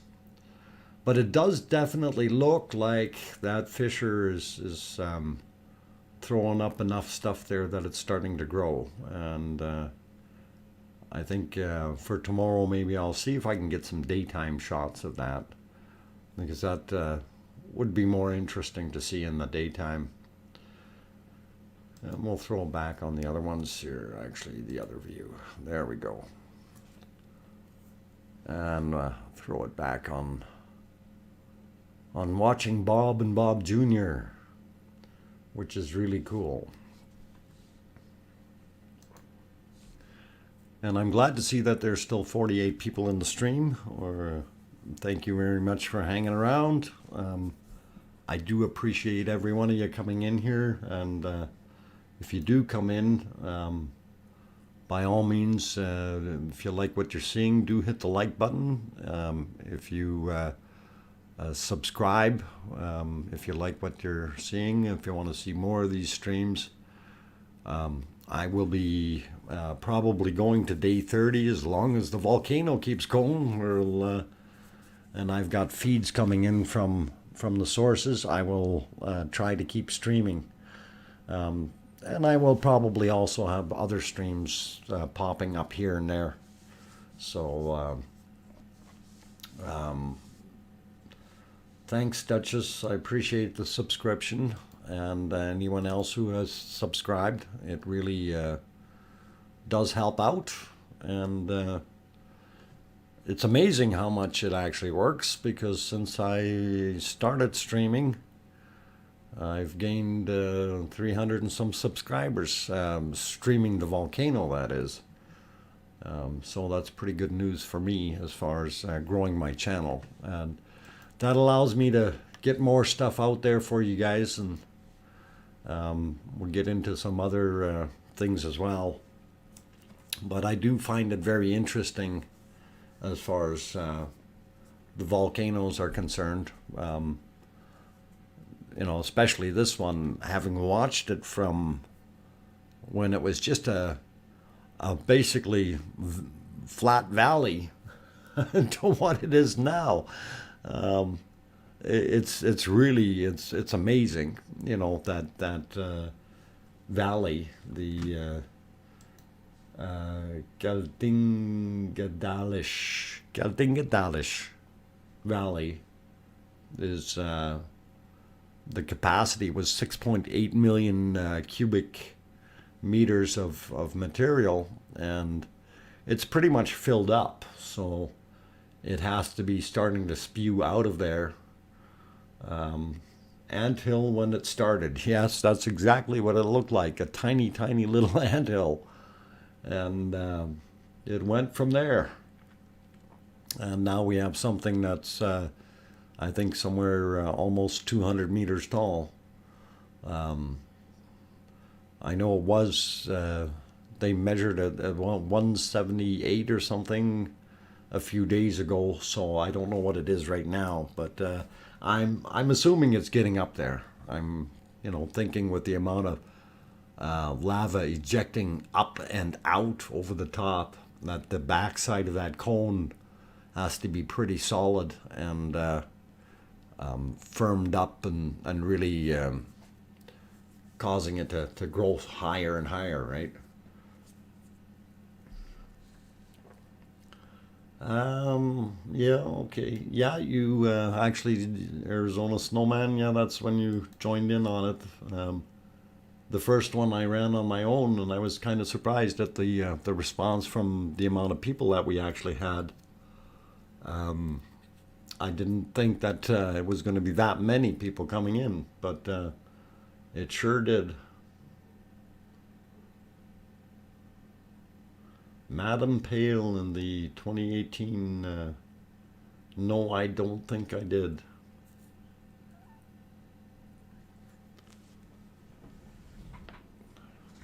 Yes, it looks like it is actually throwing out more and more right now.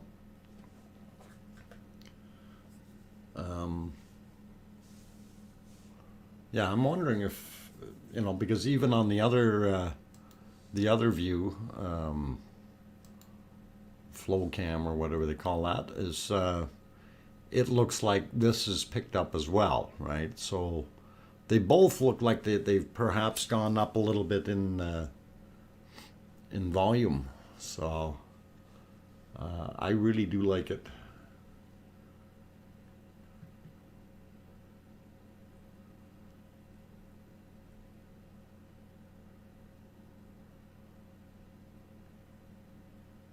Yes, actually, what's it? Perfectibility? Perfability? 999. Anyway, yeah, your statement is correct. It certainly is, or it has changed, and just a few weeks from what it was to what it is. A completely different landscape, really. It's filled that valley up. So whatever stream or water, that little water stream that they had in the bottom there, that was the collector for flowing out of there. It basically is buried right at the bottom, and in some places, they said right around the cone were 60 to 80 meters thick as far as the lava is, and on the outer edges, somewhere around 20 to 25 meters in some of the deeper spots. So we do still have quite a bit of lava sitting there, and buildup of the land, of course. And it's going to take a couple million years for it to all weather and turn into and become in, different rocks and sandstone and whatever else has to go. We're here to see it. Thanks. Yeah, of course. You're welcome, status quo. Is Flo bigger than Bob now? No, this.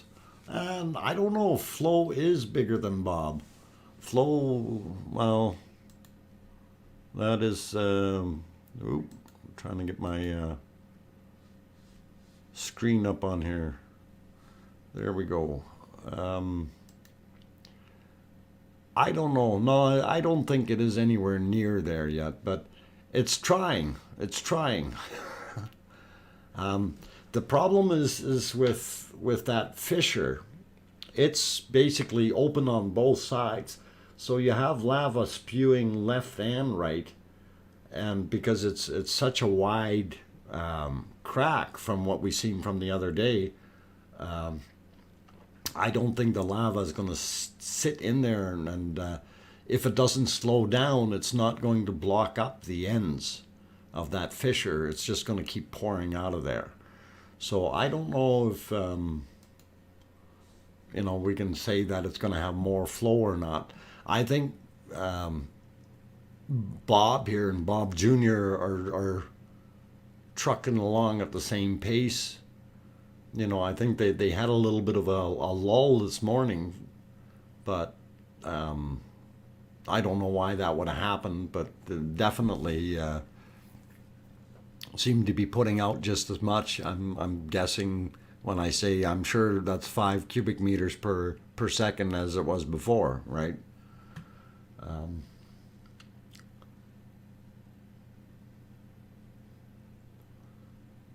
I don't know what Flow is putting out. I only know that basically Bob here is still spewing out about 5 cubic meters per second. So I'm going to try to find out what's coming out of Flow. But like I said early this morning, there was like virtually nothing. It's almost like everything got shut down. So, and there was very little activity in Bob here.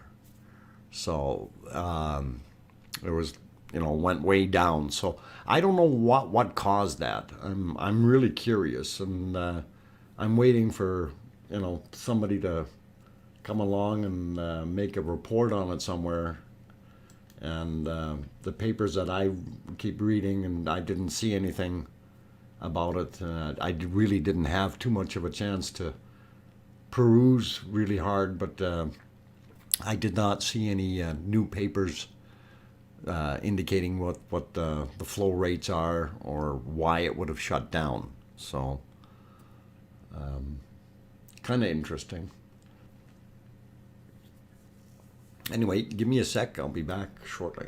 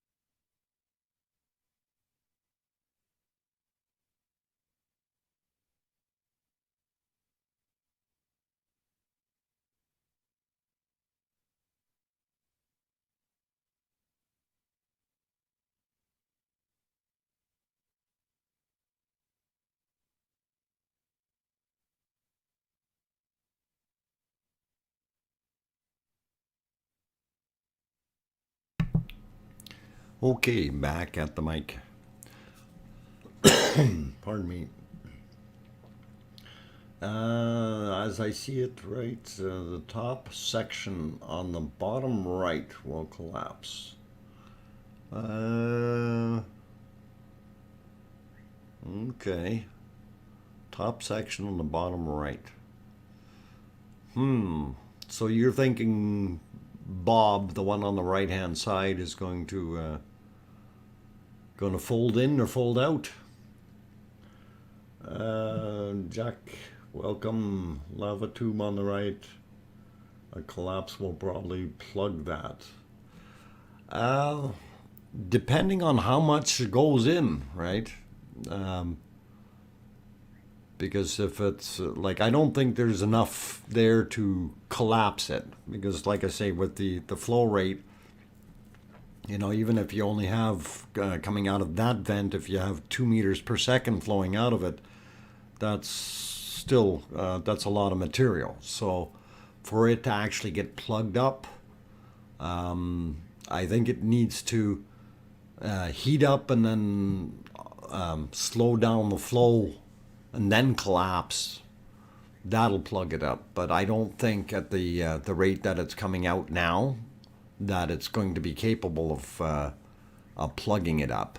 Definitely could collapse though. I would really think that could be a possibility for us.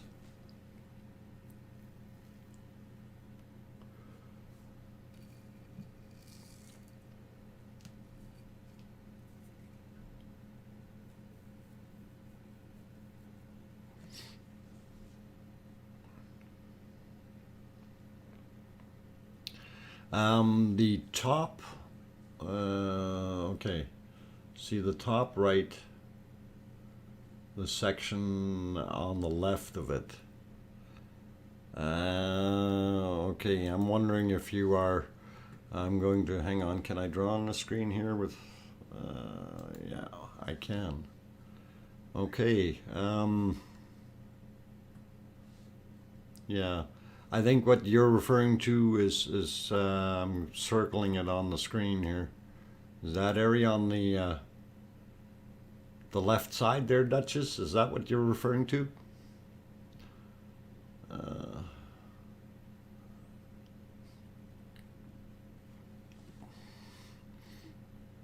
Yeah, just let me know if that circle is around there. Yes, okay, so you're thinking that's going to tip in. You know, that's been like that for a couple of days now, though, the way this vent has been. So I don't know if it will, because it definitely has built up. That's pretty solid material in there. So it may lose a portion of it, but I don't think we're going to see a big chunk out of there. I think what we're more likely to see is the back of the left one. I'm more inclined to think in here and again down in here as it heats up. And we may get some disruption here as well to clear out a little bit more. And again, it depends on flow rates, right? You know, if it calms down like what it did early this morning, that will just slow things down and let the material build up very quickly. Yeah. Okay, I'll clear my scribble so we can see the volcano. But yeah, it's interesting to see, you know, what the possibilities are, and watching it collapse in on itself is kind of neat. And that stuff is so hot in there. If some cooler material gets in there, that'll create some giant eruption or like a burst coming out, right? That's boy, the one on the left side, they're sure putting out a lot now, or some good burps, if you will, or whatever it's doing, blowing out some gases. It's pretty cool.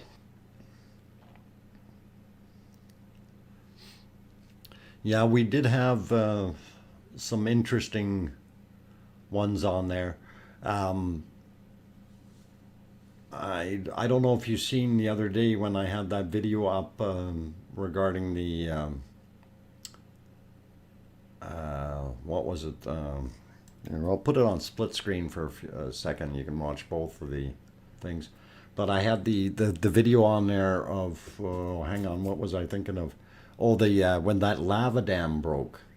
To me, that looked pretty cool. I don't know if you guys seen that, but it was pretty decent. The rift that filled the magma during the earthquake is about 2 kilometers long. This is near the south end of what? Of that rift. Okay.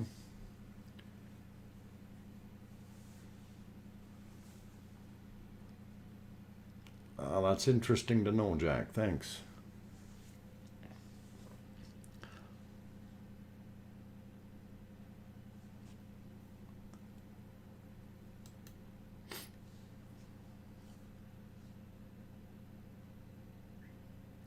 Yeah, that fisher sure is doing a good job right now. I would think it's putting out just as much as what good old Bob is here. But Bob's still a better show, I think. I don't know. The fisher just kind of frizzles all over the place, and how tall is that we're not sure of yet. I haven't had any measurements of how tall it is. Now, we know from the aerial footage that we seen yesterday, though, that it is still fairly wide, and there are no ends on that fissure itself, because it cuts right through that where it's built up, and it just doesn't seem to be closing up. So I don't know how high it is yet. I didn't see anything or read anything about it yet. But it is building up. We know that for sure, right? So it definitely isn't as tall as our other volcanoes. And the thing is, it is actually on a ridge. So I think it might be a little bit harder to measure properly, or accurately, I should say. So kind of interesting. Okay, good night, Zeho99. You have a good evening, sleep well, and we'll likely see you tomorrow. Take care. And let's see who else.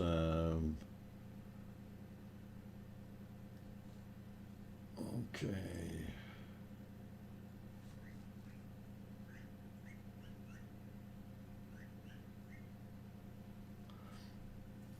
Yes, Kim, actually a lot of people are interested in, because they seen it right when it started, which is pretty darn cool.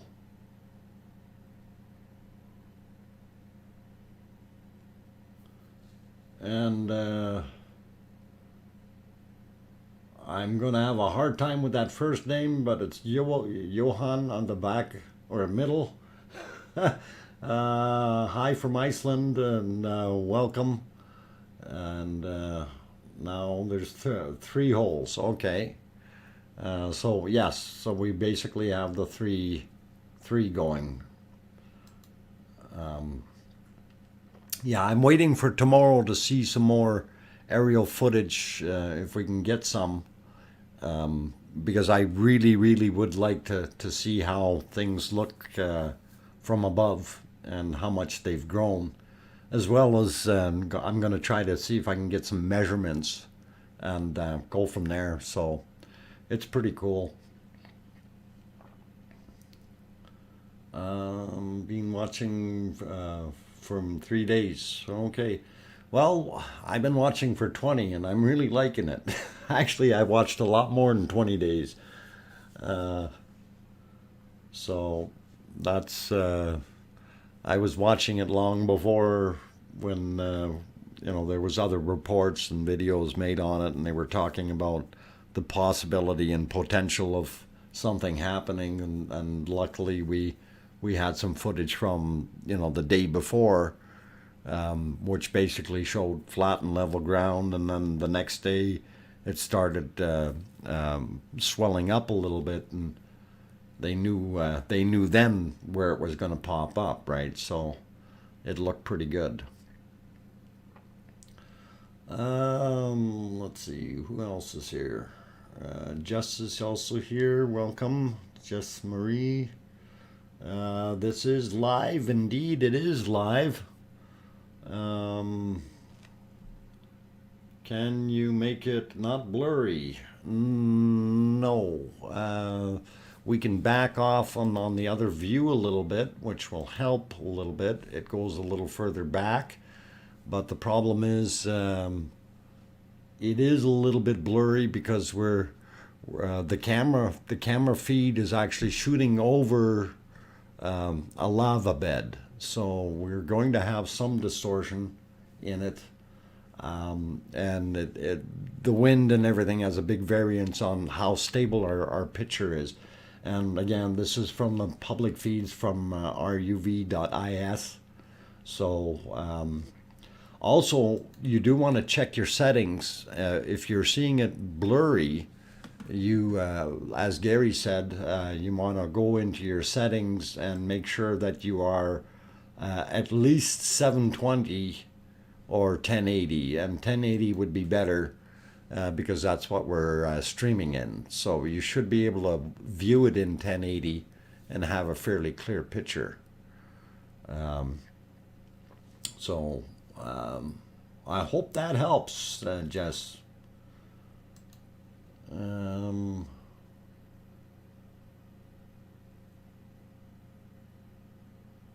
Okay, the other live has better quality. Well, they're not quite as zoomed in as I am. Yeah, maybe it's my server is not putting out as well. I don't know. It says I am transmitting at a good rate. Bit rates are good. My screen looks pretty darn clear here, so I'm not sure where the problem lies. Okay, sorry I can't help you out, Jesse. So, but anyway, yeah, the other view.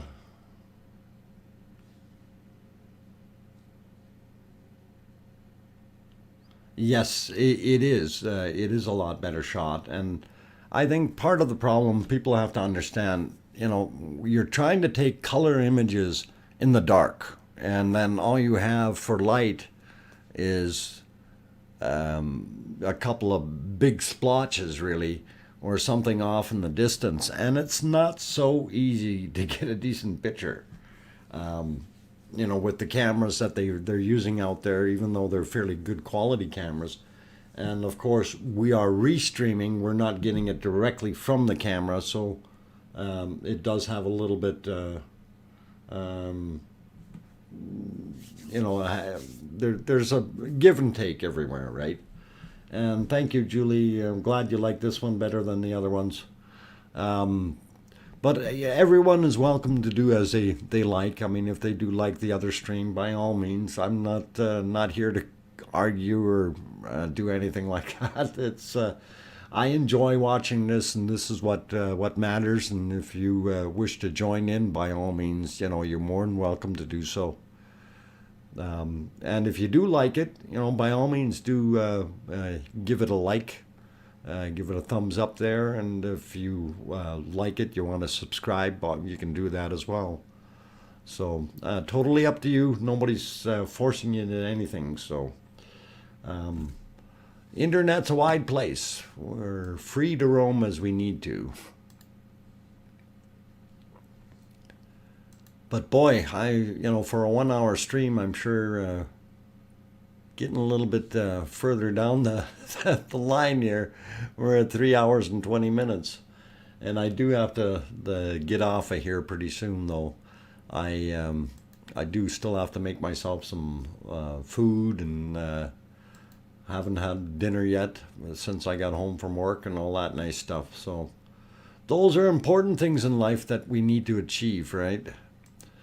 So what I will do, I'll give it another 9 minutes. That'll make it 3.5 hours, and then we'll be good. Donald Holstein, welcome back. And 1080, 720p and 1080 both look good. Okay, great. Sometimes I get on a roll. Appreciate the share, Doc. Well, you're welcome. Okay.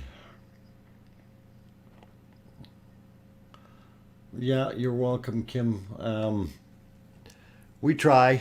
You know, when you're taking the public feeds like this, I mean, a lot of other guys are doing it as well. The one thing that you do or should be doing is critiquing it if you're going to do it on YouTube. This is one of the things that is in their rules and regulations, and you know, I think the quality of the video that RUV is producing is excellent. You know, considering the elements that they have to deal with: snow, clouds, rain, volcanic ash, discoloration, and you know, you name it, it's all there. So it's always good that these guys are doing their thing, and I appreciate what they've done, and I also appreciate all you guys popping in and viewing the stream from here. It's great stuff.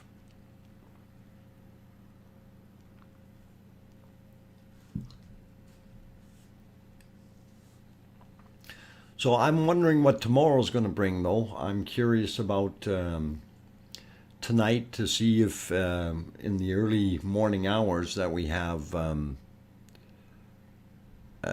know, another slowdown. We'll see what happens, and I also want to check the tides to see how that correlates.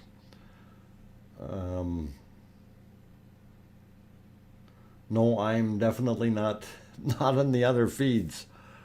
That's the other thing, guys. The other feeds aren't being hosted for the most part by people actually interacting with their audience. But I'm not trying to knock the other guys by any means. I do understand that it's nice to be able to actually hear a guy's voice or something, especially if there is no audio track on the stream. And with this, at least it goes that far. Well, one last question: does the new Fisher have a name? Well, pardon me. They called the one Fisher. Okay, the second. Okay, we had Bob and Bob Jr. is what we're looking at, and then the Fisher that opened up after that. That's the one that they're calling Flow, and then the third one that opened up, that one was called SIF, SIF. And that was all done in that neat map that the guy laid out. If I can find it for you here, I will show you that again on the display. Give me a second or two, and I will try to pull that up if I can locate it. Should be this guy. Yeah. No, hang on. That's not the one I want. That's the one with the camera locations. Let's see what else we got. Okay, this is the one I wanted to show. Okay. So on here you can see where the three are. Basically on a map layout or whatever.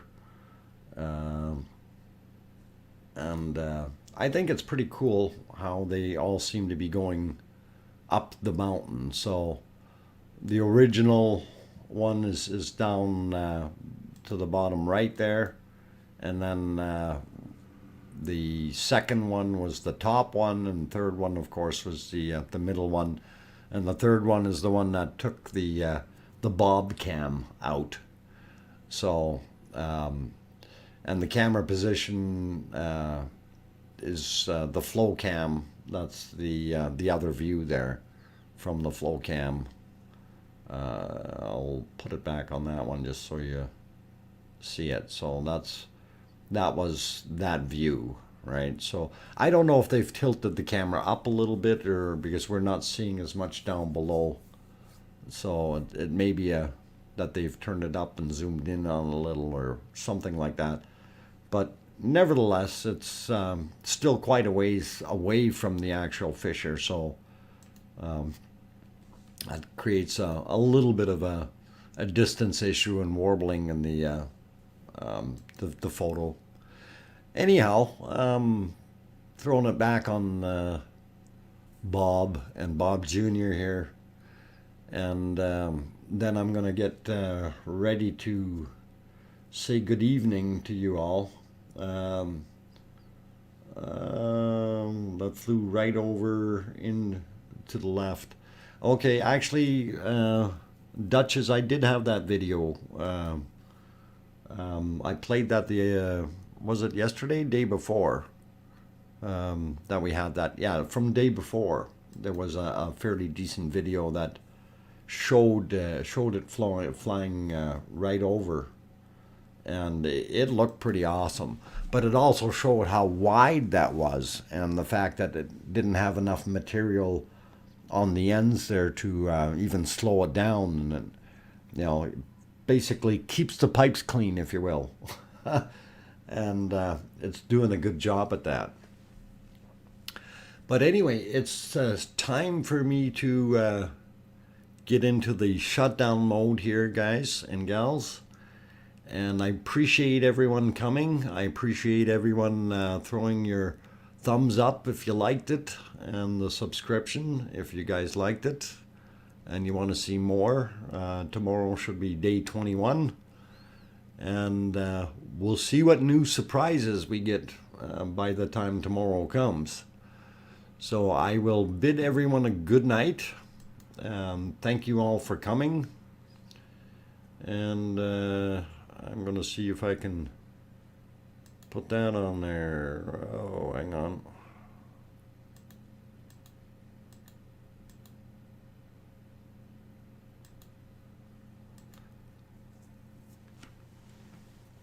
Okay, so trying to get this thing working. I didn't want to paste it.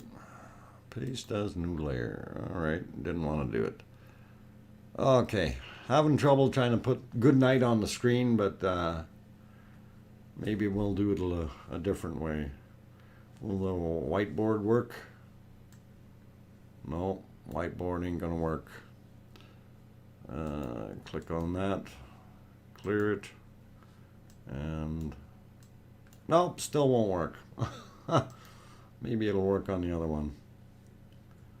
Anyway, guys and gals, thank you very much for all of you coming here, and we shall see you tomorrow night around 5:30 Mountain Daylight Time. You all take care, and have a very, very good evening, and we will see you tomorrow. Good night, and thank you for viewing.